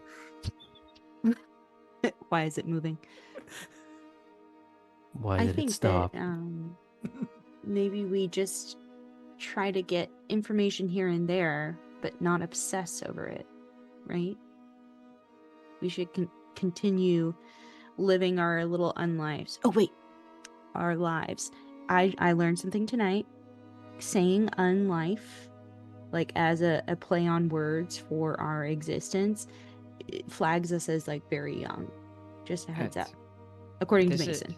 Is it a play on words, or is it just being a little bit more accurate?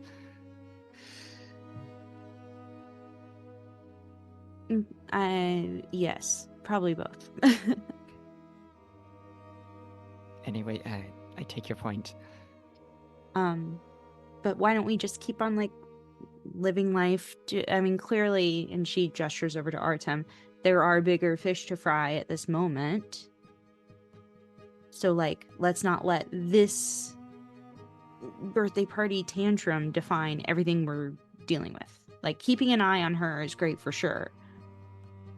But we have other things to do, right? We do have plenty of other things to focus on too. Yeah, Like, let's not Yeah, get lost she's, in the sauce. she's a post-war problem. Right, yeah. I'm also a little bit hungry, actually. So, if any of you want to grab something to eat after, and there's time later tonight, I'll send a text. I'd love that. Sure. I could eat. Hey, Good. when do you want to move that mattress? Oh, right. Yes, thank you. Is that a euphemism? Y'all fuck Yeah. Yes, Mm. Chris, I showed you the text. It's you What two, text? You two never go anywhere without each other. Do you think that was going to be possible? Unless you're on What? it too, Chris. Mm. What are you inviting me to? I'm not saying no. I just want to know what I'm signing up for. I mean, if there's a new mattress. Test So, it yes, I found Is it myself a very new? nice new mattress. Okay, so it's new but to you. It's Ick. quite heavy. And you've all been to my place. I have stairs. I wasn't going to try to get that thing up there myself. Yeah. Of us, who would I call? Oh, beefcake. Precisely. Volunteered my services. And I do thank you very much for that, Artem. However long this meeting Poppy and I have, however long that takes, if there's time later tonight, that would be Okay. great. And if not, I guess I'd stay at the bottom of the stairs for another night. Yeah, I'll if I can tonight when Ellie and I are finished at the range, I'll pop over. I mean, I don't Okay. know if I'm at the point where I would give you my keys. Oh no, keep your keys. I can't be trusted with keys. Speaking of keys, if you're going with Ellie, give me the keys to the car. Okay. Don't fuck around. Ellie, I'm not sure if you've ever seen your own grin outside of your own body before, but you see a form of it on Chris's face just a little bit.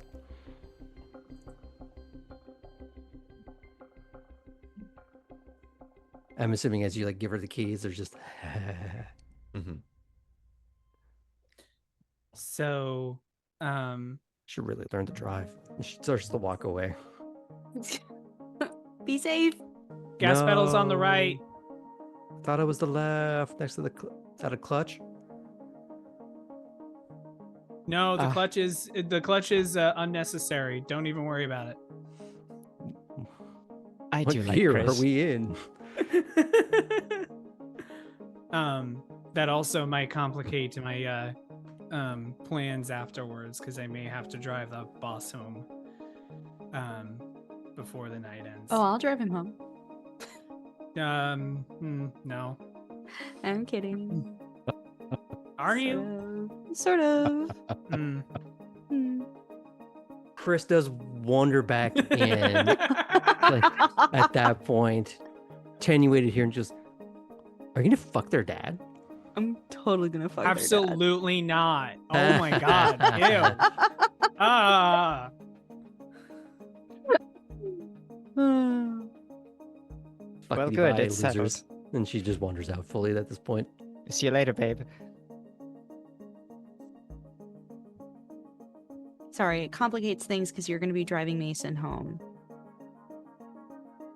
That was just it. I have to see how easily I'll be able to meet y'all for a meal after. Oh, I see. Yeah, worst case, Ellie, I can just grab a ride share or something. I haven't done that yet, but I'm sure it's easy and fine. Oh yeah, they're around. In fact, there's like a guy. What does that mean? Like I guess he's an Uber driver. He kind of just he takes care of people like us. Oh, really? Yeah. That's very convenient. How do you... What's his number? That's you don't real. There's not really one. You just kind of Yeah. order a ride and. Yeah, just like open up Uber or Lyft or whatever you got, whatever ride share, and he'll find you. What is it, like magic? You grow claws. This is the most This is the most weird part of this entire experience. I'm sorry, I've never considered that our powers could work with an app before. That's not weird to you? Are there Nosferatu that crawl around in the actual interweb? That's a I funny wouldn't be idea. surprised if Lila does that. That's the type of thing she would have figured out by now. No, she does more than Actually, crawl. if she did figure that out, we probably would never see her because she would just be in the internet the entire time. Okay, so it is weird then. Yes, it is a little off-putting and weird, and he's gonna ask you weird things, but he's great. He gets you where you need to go. What would he ask me? Have you ever had an existential crisis? No. You're probably going to have one in that car. You might have one. It might take a little bit of a think. Okay, But, well, maybe you just drive me to Cora's place. Do you want an existential crisis as well? I don't know if you're going to give me one. I think we'll be okay. I'm not doing my job then.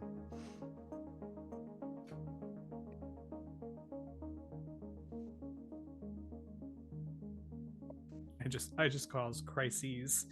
No existential. Yeah, just on top regular of it. crises. So from here, do you start breaking off? Mm-hmm. Okay. I will say that Ellie and Artem, you'll get in the van and you'll head out. Yes? I think I was told to go to Elysium and then wait for a location to be Oh, sent to you me. know what? That is a good point that I had written down. I forgot to bring up. You have a text from Baxter, which directions to the range on the west side of Hutchinson Island. With the follow-up, remember to put your makeup on. Okay, got a location. Okay, let's do it. Did you leave anything at the security gate? No. Okay. Well, I have a bunch that I left there.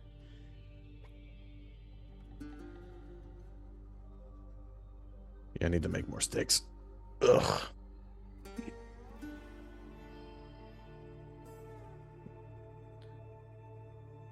And we'll pick up with you two in a little bit as the gals need to go Right. and instigate something. So, Poppy, Yeah. what inspired you to go talk to Miss Lash anyway? Well, the situation at my party. Yeah. That is something that I haven't had to maybe ever deal with, and I honestly do not know how to navigate that kind of power dynamic plus a tantrum. Yeah. So like I just want to like I don't know, get some pointers. What about you? I have to say, even before that, but yes, that for sure. I feel like I need to learn very fast how to handle myself. It seems like everyone around here, when I talk to them, it's like I'm at, an electric tungsten window where I'm frosted, and then a switch flips and I become totally transparent.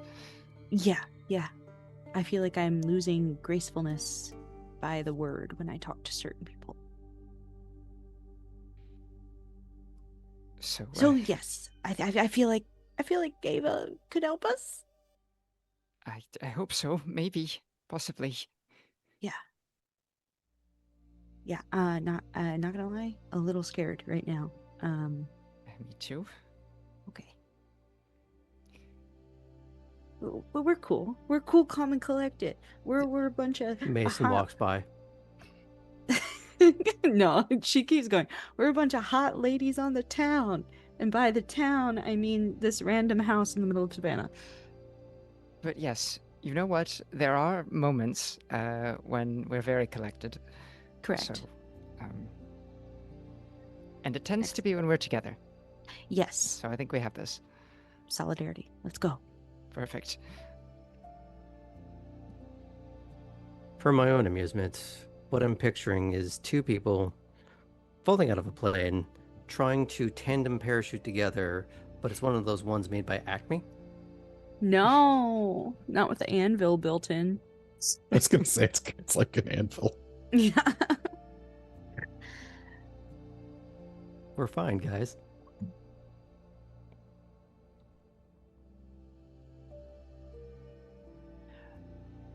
Now, you had previously established that you would be meeting Ava, correct? Mm-hmm. I think. Do you text her to let her know that you are on the grounds, that you are looking to talk?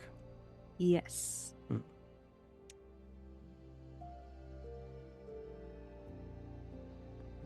She says to meet her by the stairs. And by the time you arrive, she is a few steps up that flight. Wearing the black off-shoulder blazer with the matching pants, leather thigh highs, leather lapels. Cool. Ladies, Good evening. Slash. and how can I help you? As she glides down very, very slowly. Cora and I were wondering if we could have a chat with you. Why, whatever about? Boys. I need you to enunciate that for me out of character. I heard Poise. poise. Like the end of porpoise. Okay, because I heard boys. I'm like, Boys. No, absolutely not. During Pride Month? No, poise. Poise.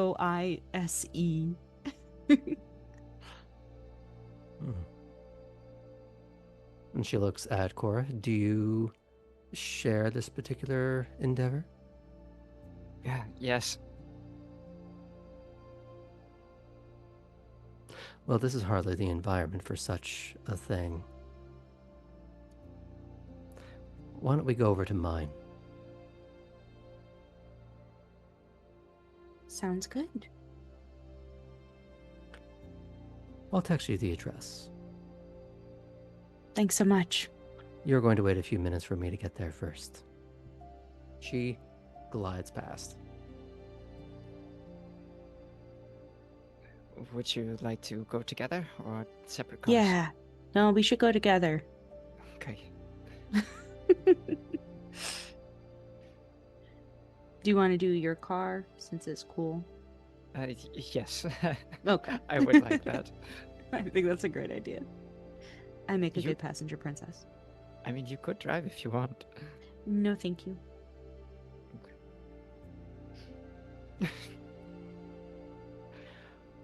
I will invite you to consider that picking up your weapon now might be a little bit of faff because you'd have to come back, drop it off again to get Poppy to her car. So you may Yeah. want to inform them that Oh. that is staying there. I'll be coming back for it.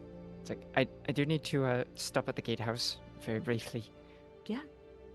We can gloss over this part of it. And get you to where you're going. Perfect. Cora actually does drive with heightened senses, though, because she does that. We even did that during the race. So, Wow. You've had a little more experience with it. However, it's not without its flaws. you also notice Cora's radio is on, but it's like really, really quiet. Hmm. So the question is, what are you more attenuated to at the moment? Sound, sight, smell?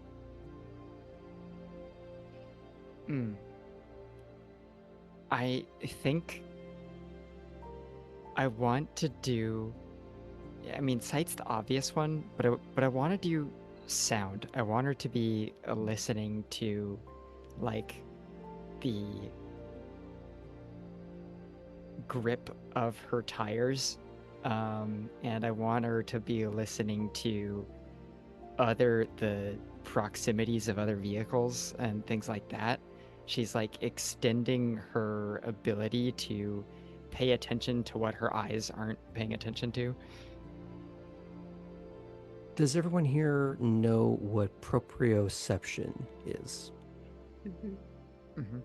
For those of you playing at home, it's to boil it down, your body awareness. When you close your eyes, you know where both hands are in space. And in many ways, you can toss a set of keys back and forth without having to see. You're just aware of yourself. In a way, Cora is expanding that unseen awareness to the car, using her sense of hearing to be the conduit. Now, if you were doing this in a race, you'd be rolling with extra difficulty because of the sheer chaos. But in terms of just regular traffic, late at night, where there's going to be less of it, especially on, I believe it's a Monday night, you are less inundated with information. This time.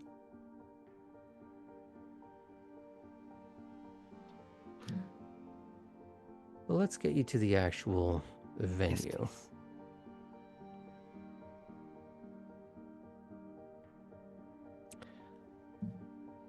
I had to go and find this because it had been buried 25 sessions ago, effectively.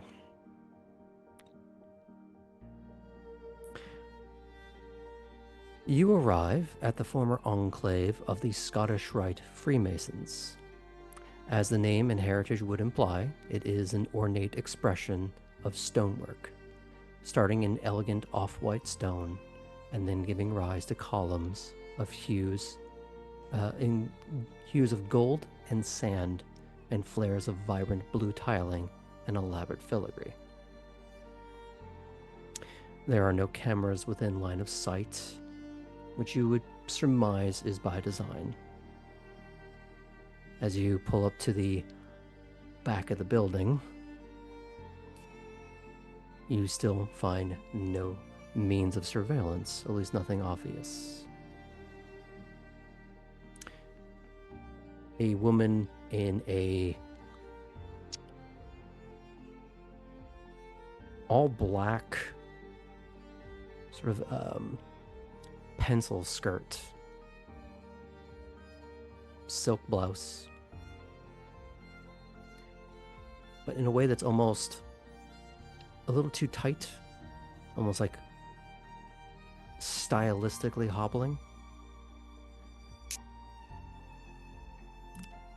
Ah. Madam Lash is upstairs. I'll show you in. One thing, either leave your phones in the car, or they will be surrendered upstairs until you leave. It was not to go back to the car. I'll surrender mine upstairs. Cora's gonna leave her phone in the car. Are we in? Oh, and that if you're doing it, then Poppy's gonna go. She's just gonna follow whatever you're doing. She's so wigged out. So I'll be like, "Oh, actually, can you put my can you put mine in the car with you? Yes, of course. Thanks." Okay. As you are led up the fine craftsmanship of stone stairs and into the upper floors where the venue is proper, the imagery becomes more apparent. In a way, it's like a dark inversion of Elysium, whereas Wormslow is bright, airy, spacious. The interior of this place is dark, moody, intimate. Where you would see more whites and fabrics, you see reds and blacks making up diamond-patterned leather furniture and leather wall panels. Yet, there is no true hint at the lurid quality might one assume of a title like Dominatrix. There are no whips or chains or erotic imagery on display. No muffled moans or screams barely perceptible on the other side of a soundproofed wall. It simply seems like a private, intimate lounge that one only arrives at by special, elegant invitation. However, in one such small lounge room with two adjacent black leather couches, you find yourself brought in, cloistered, intimate, and both of you are directed to one chair, or rather one couch. I will do as I'm told. Yeah, I take a seat, cross my legs, Mhm. decent Its posture. ankles are crossed, sitting nice and tall. Before I bring her in, is there anything you want to muse about in terms of the surroundings, the situation? Otherwise, I can bring her in. I feel like Poppy is like in a bit of a stunned silence, trying to like rehearse what she's gonna say in her head. And Cora, if your senses are still heightened at all, like you can probably hear her fingers drumming against the back of her left hand.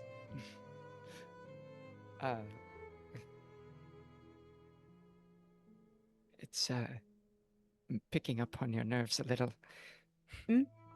Oh. Yes, trying to quiet them. I think maybe she'll notice your fingers. Oh, right. It's a bad habit. That's not all I'm noticing, she says as she glides into the room and takes the seat directly adjacent to you.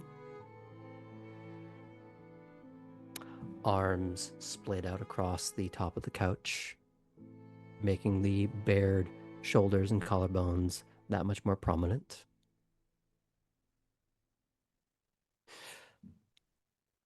Tell me of your quandary with poise.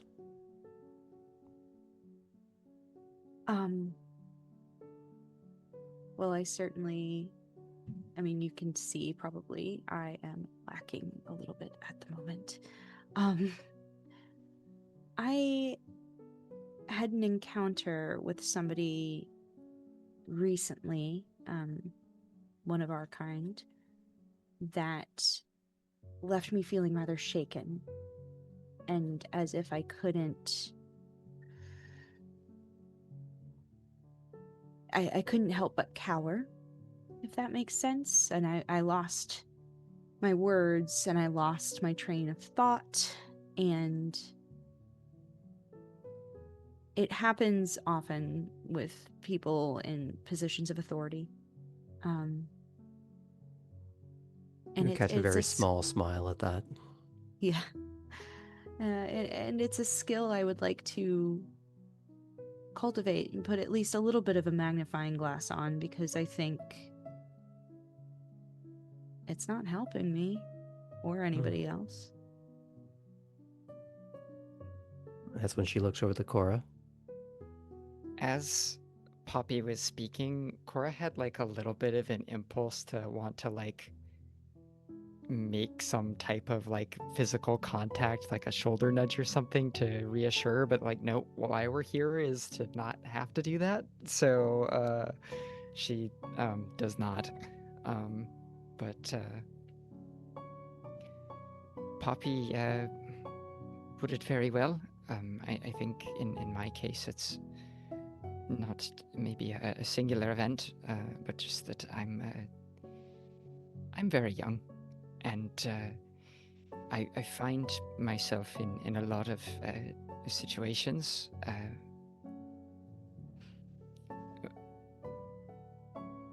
approaching them with an inadvertent openness that perhaps gets me into trouble. So I'm looking for a way to solidify what I display. She seems to be sizing you up in particular, Cora. I see. With you, it's you have an awareness that office politics exist, but no concept of how to play in them. Right. I know what's going on, but well, yes. Cora already tries to hold back in this moment.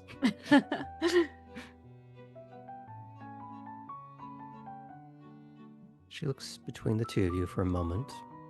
What's your relationship to one another? Oh, we're friends. Yes, I agree. I think of Poppy as someone a little bit like myself, but maybe a little better at it. Oh, nonsense. That's crazy. Crazy not being the right word to use. Friend is She a doesn't say meaningless that. word. How? Why? It does not define a relationship.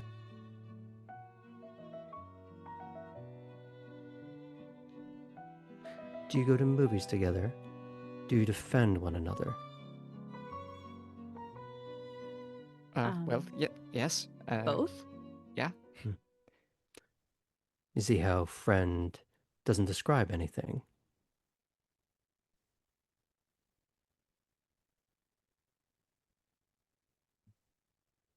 It's like saying, that person's nice. What about it? What exactly does nice mean? Mm. How does it qualify? Is a word that has no point, at least in this exercise. Poppy, come here. And she stands up. Mm-hmm. Take my seat. Okay.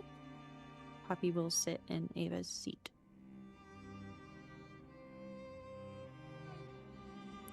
And she gestures for Cora to move towards the middle of the couch that she is on.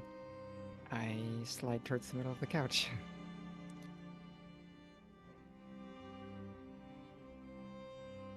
We're going to test what that word means to you now.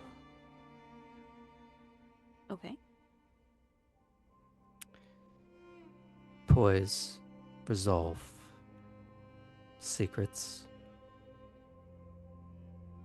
the ability to converse without collapse, the ability to say nothing, or the ability to glean even the smallest fragment of meaning. I mean, no offense, but you are both inept. Because you have not learned, because you have not been taught. But such things can be taught. Deficits can be erased, mitigated.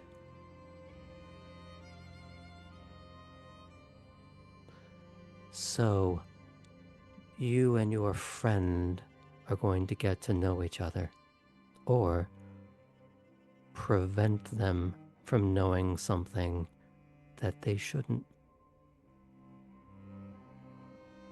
Then you'll see afterwards if you still hold any value in that word,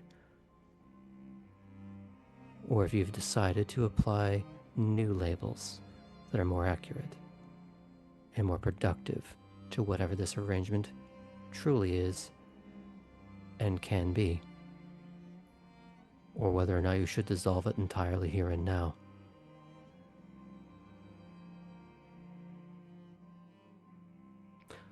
I'm going to give you some time. Start asking each other questions. And she sachets out smoothly.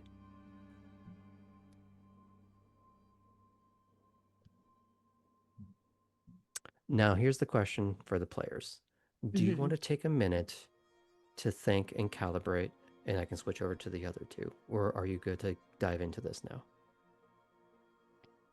I might need a second to think and calibrate. Okay. To strategize a little bit, if that's okay. Mm-hmm. Yeah, that works for me. Okay. So let's pick up with the other two for a little bit.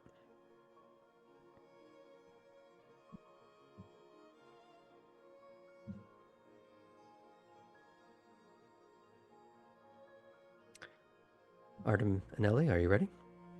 Do it. Yes. Okay. Now, while both of you have made the trek once or twice over the Talmadge Memorial Bridge, the entirety of your time on Hutchinson Island was spent on the east side at the raceway.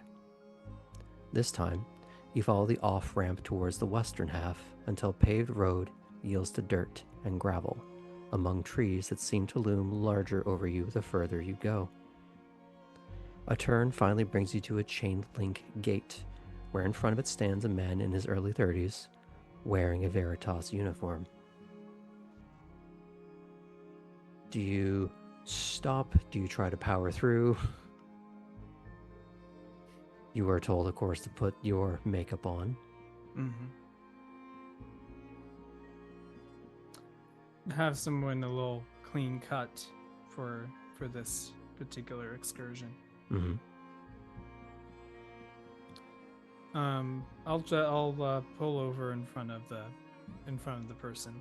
Mm-hmm. What's your names? Elli and Artem. Right. I've been instructed to let you in. Targets have already been set up, but I can't let you have the space for more than a couple hours. We can't spare the additional eyes for that long. I won't be overseeing directly. I'm just going to be manning the gate unless there is a bigger problem that arises. Otherwise, you do have free range, whatever that means.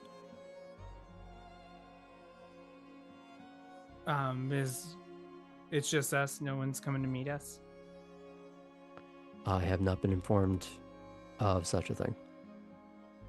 Great. Thank you. The only thing I've been told is step 1, put 1,000 rounds downrange. Step 2, refer back to step 1. That sounds right. We'll be out of your hair in a couple hours.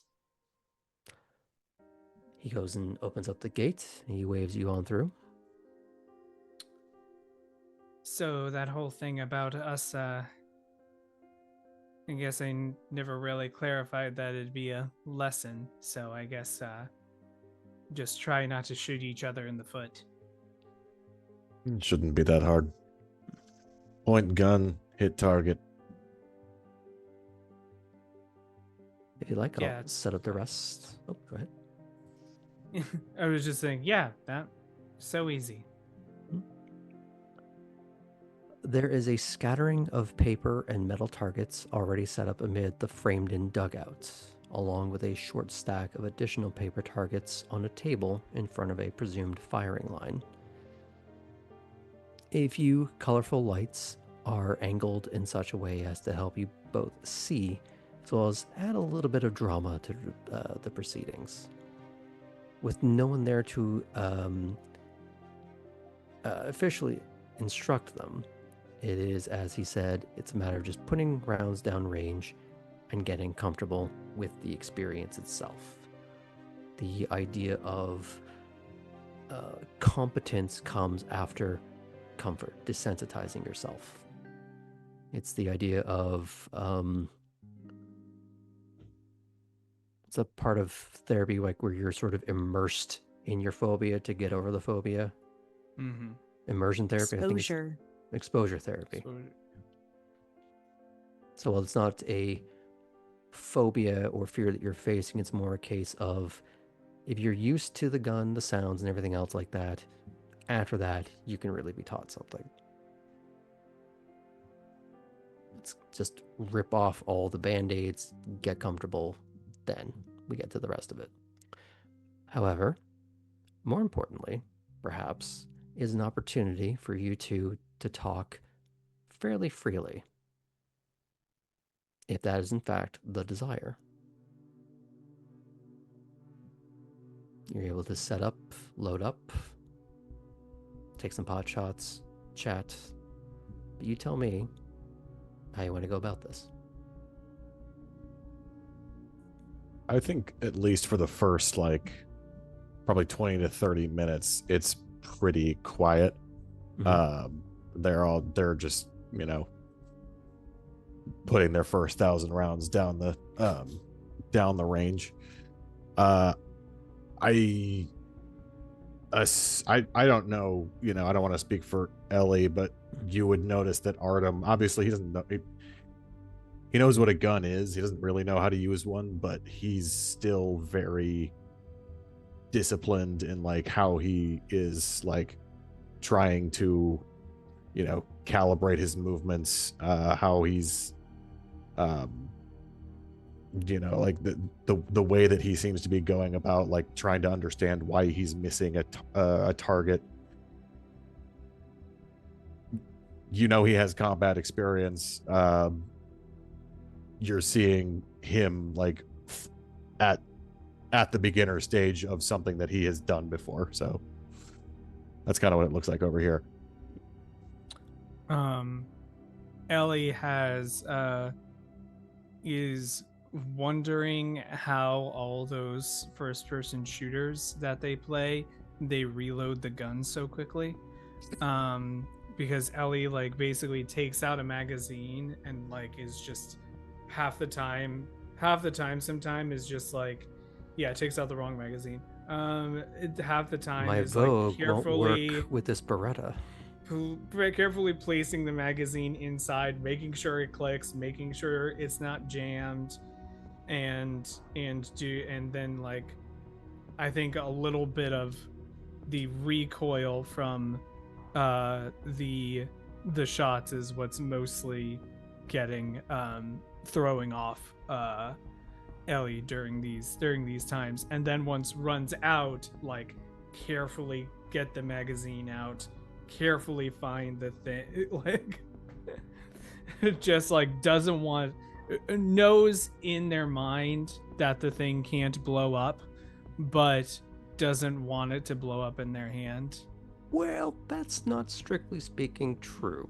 Well, and then Ellie goes, "That's not necessarily true. It could blow up. Oh, I'm probably gonna be the one that blows it up." And then the fear starts again. After stream, I'll find you some videos. Now, Oh, nah, I don't need to see them. I'm good. Thanks. let's do some rolls just to see what the current average is.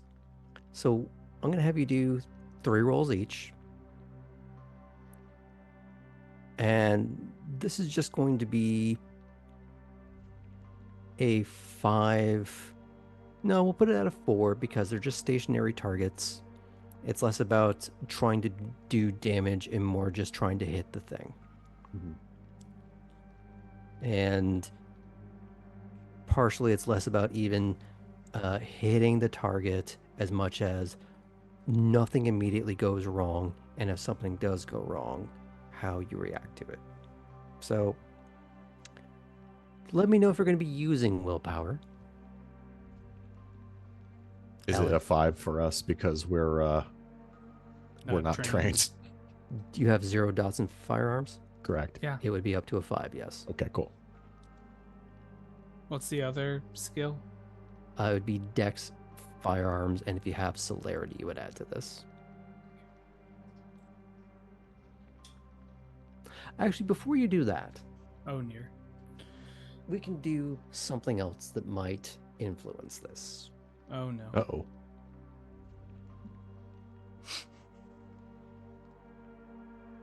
I use I'm my keeping this computer. roll that I just rolled. Mm. I'm gonna use my computer skills to hack the guns. It's gonna go really well. Don't worry. Don't worry about it. I have determined that this gun is not a computer. I have figured out that I cannot hack this. So let's go with a either courage or self-control. Actually, let's just go with courage and self-control. I think that's where we're going to sit with that one. Oh, you mean the thing that I can't use Yeah. willpower on? Mm-hmm. Good. Great. And we're just going to put this at... We'll also do this as a 5.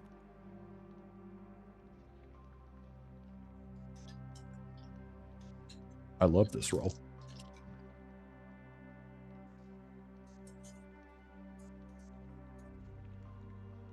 Five, you said? Mhm. Sorry. Courage and self-control. Yes. Yeah. Out of 5.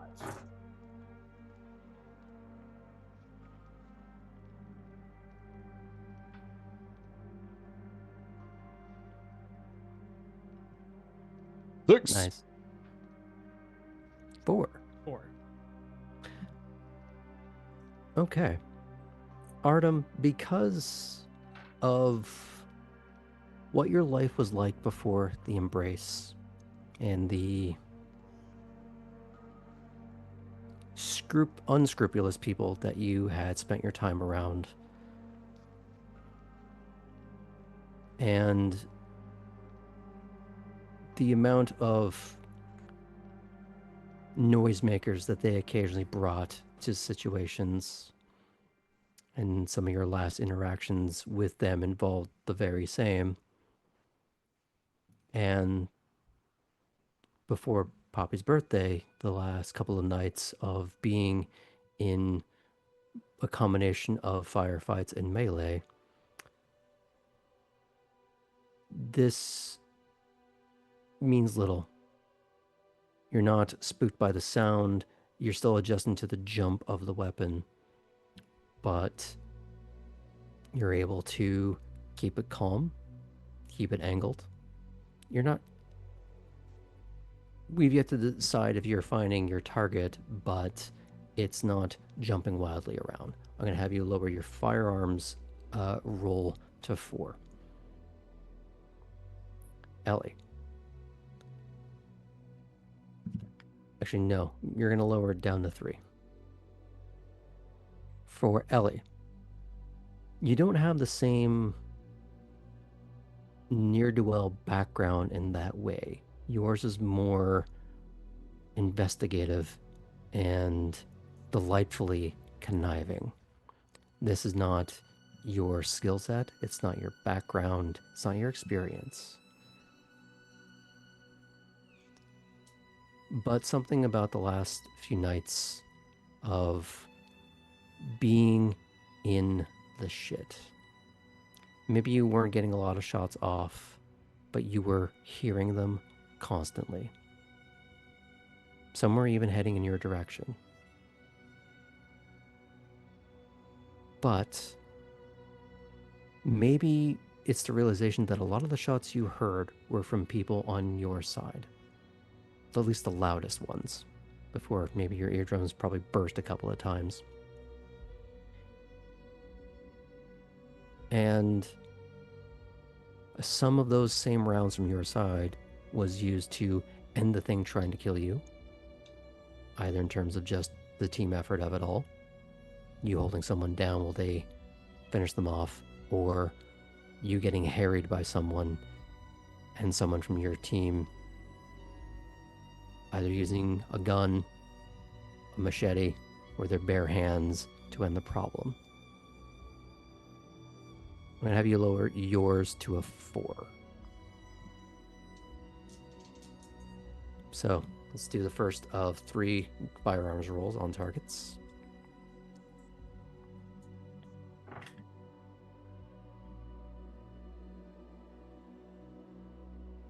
Two.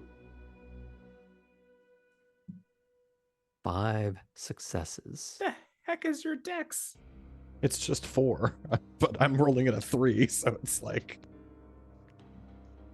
lots of things to hit on. Mm.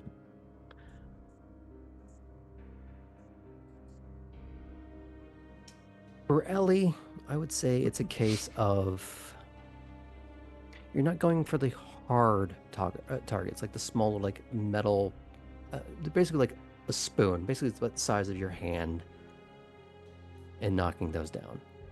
You're going more for like the torso-sized targets, the things that are easier to see and pinpoint. That's a thing I can hit. I'm going to start putting rounds into that. You're not a deadeye by any stretch of the imagination. You are missing the actual outline of the torso here and there, but you're also not missing the paper entirely. And if you are within the actual ring, they're not a bullseye by any stretch of the imagination. And if it was a kindred, you wouldn't even really so much scare him as much as what's it in video game logic for Elli? Creating aggro. But if this was just a person, they'd be having a bad day. For Artem, you maybe get a little ballsy to try and go after some of the smaller targets. You do miss some, but you do hear the metallic ping. But you do have to, of course, go over and reset them. They're not automatic. So there has to be moments of making sure weapons down, weapons clear, and no one is down range when someone's holding something that goes boom. You get a few more towards the center, but you get no bullseyes yourself. It's enough that you are hitting the paper.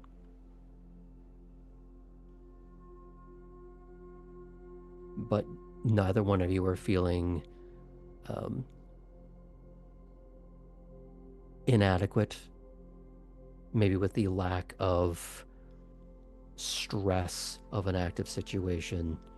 You can find the calmness to just line up, take your time, check the sights, look around you, breathe if you feel the phantom impulse to do so, squeeze off around.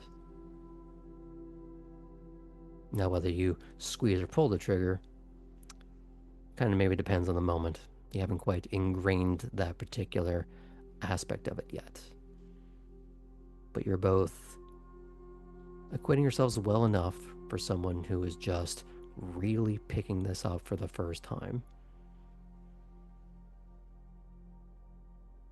But more could be asked. A lot easier when someone's not coming at you, huh? Hmm.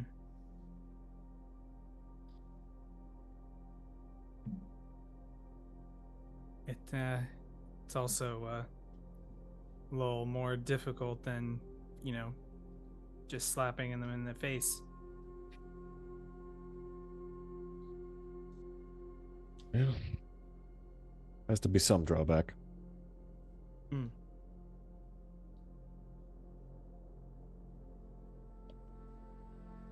Shall we roll again? Is that what you guys want to do? Sure. We'll leave it at the same difficulties.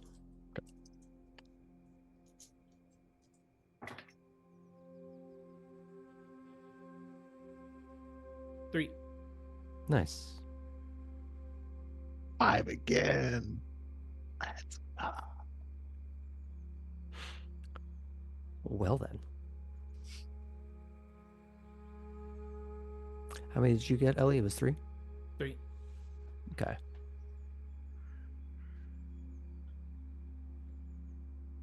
I'd say you're shooting 2 targets that are side by side,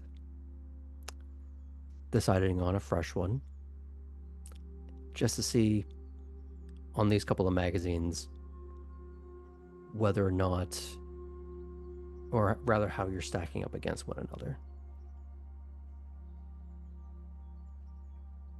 Maybe it's Artem's experience or sort of Slavic desensitizing, but he's having an easier time. Not much more. It could also be a combination of just his sheer bulk, making it easier to keep the gun level. But you are both staying on target. He's just hewing closer to the bullseye, but not quite getting there. But you are getting, you're in the outer ring more consistently, but you're still in the ring. A few errant ones going pretty wide, but that's more adjusting in between magazines. You squeezed off 4 or 5 rounds, adjust your stance, your shoulders, and then you're having to find your sight picture, your stance all over again. But in that way, you constantly readjusting is almost teaching you more. The failure or the misses aren't a sign of inability as much as constantly readjusting and relearning what you're doing wrong is teaching you more than just being right out the box.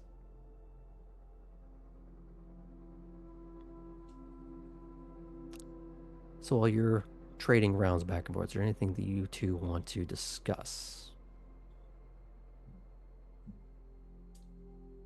How do You you should get tell. over Oh, it? go ahead. How do you get over it?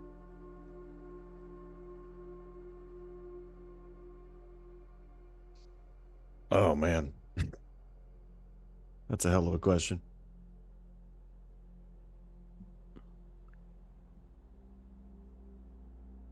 Right now, I'm compartmentalizing.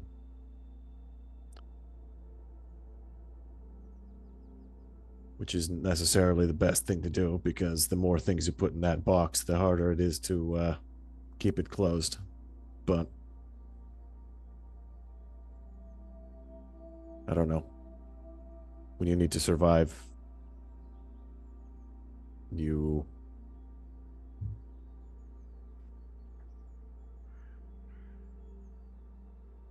just have to find a way to live with yourself in the moment.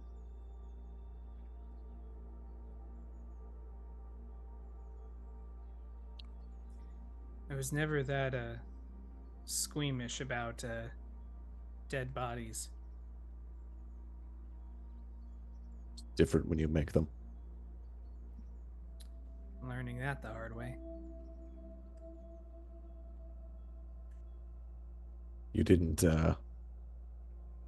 You didn't do it? Held them up while someone else knocked them down. Sure.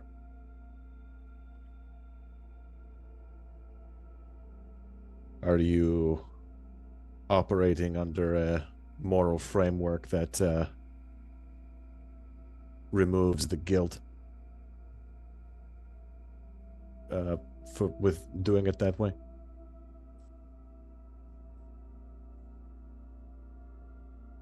I'm not sure.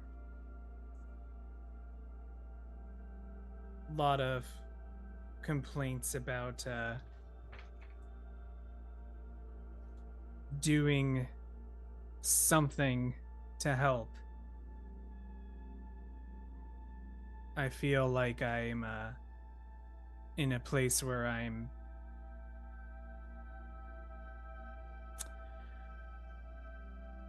becoming more a liability than a assistance.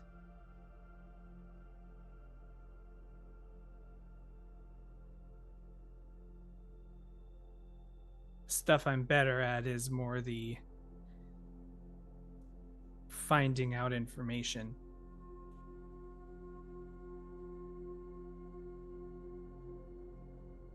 Well,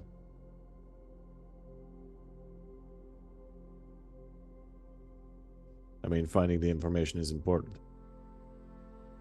We went to several places topside. Most of them were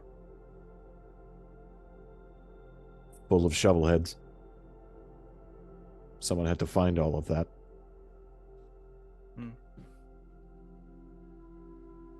I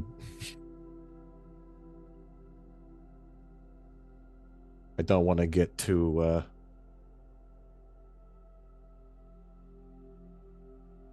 political with you, but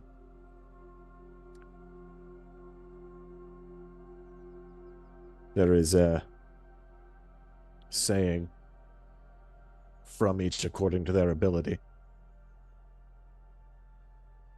If you think you'd be more help finding trouble than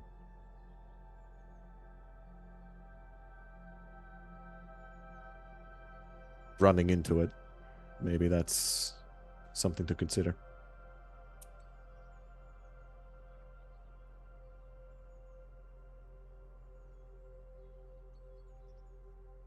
That said, we live in a dangerous world, and you should learn how to fight too.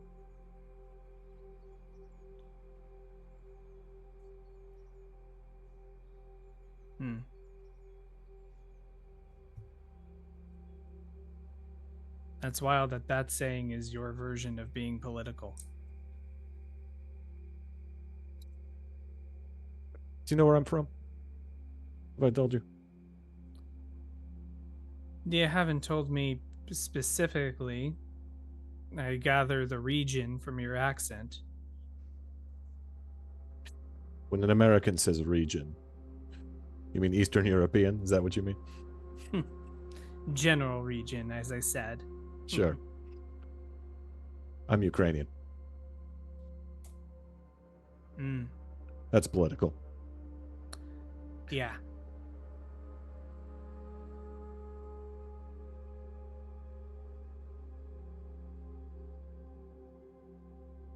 But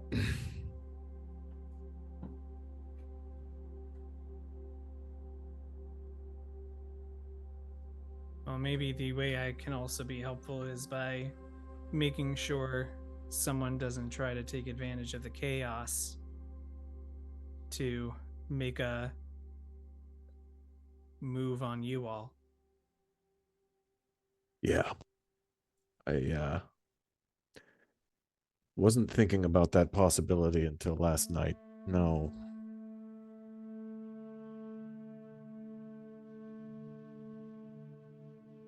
I mean, I know we're not all one big happy family, but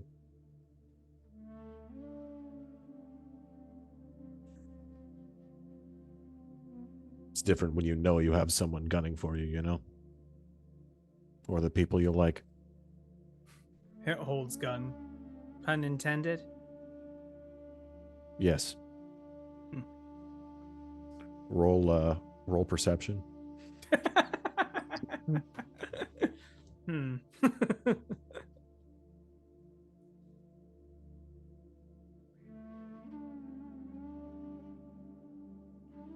I suppose if I get to the point where I have to defend myself and I don't have you or any of the other many terrifying other people around, I'll at that point be pushed to the limit.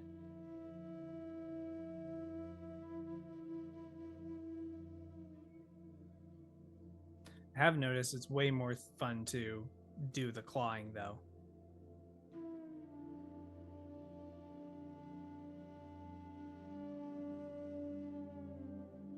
In a way.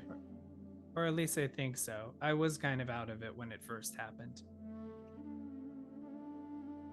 You disassociating. Hmm.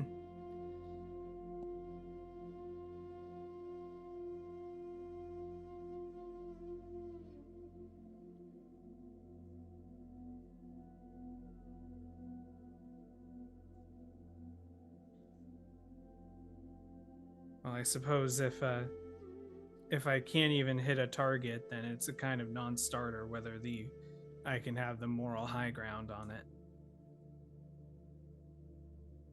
Yes, all these questions are rather useless to dead people. Let's make sure we can consider them. Would you like to do your third roll? Yeah. Same difficulty. Mm-hmm. There's a one in there. Ooh, okay.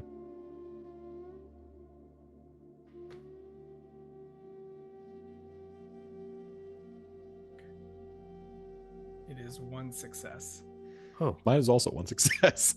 What the fuck? at least it wasn't a botch. We need to- That was your face was showing botch.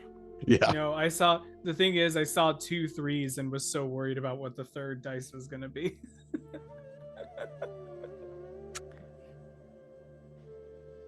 If only Iskra was the one playing a character at the range with the possible botches, she'd be having the best night. Oh my god.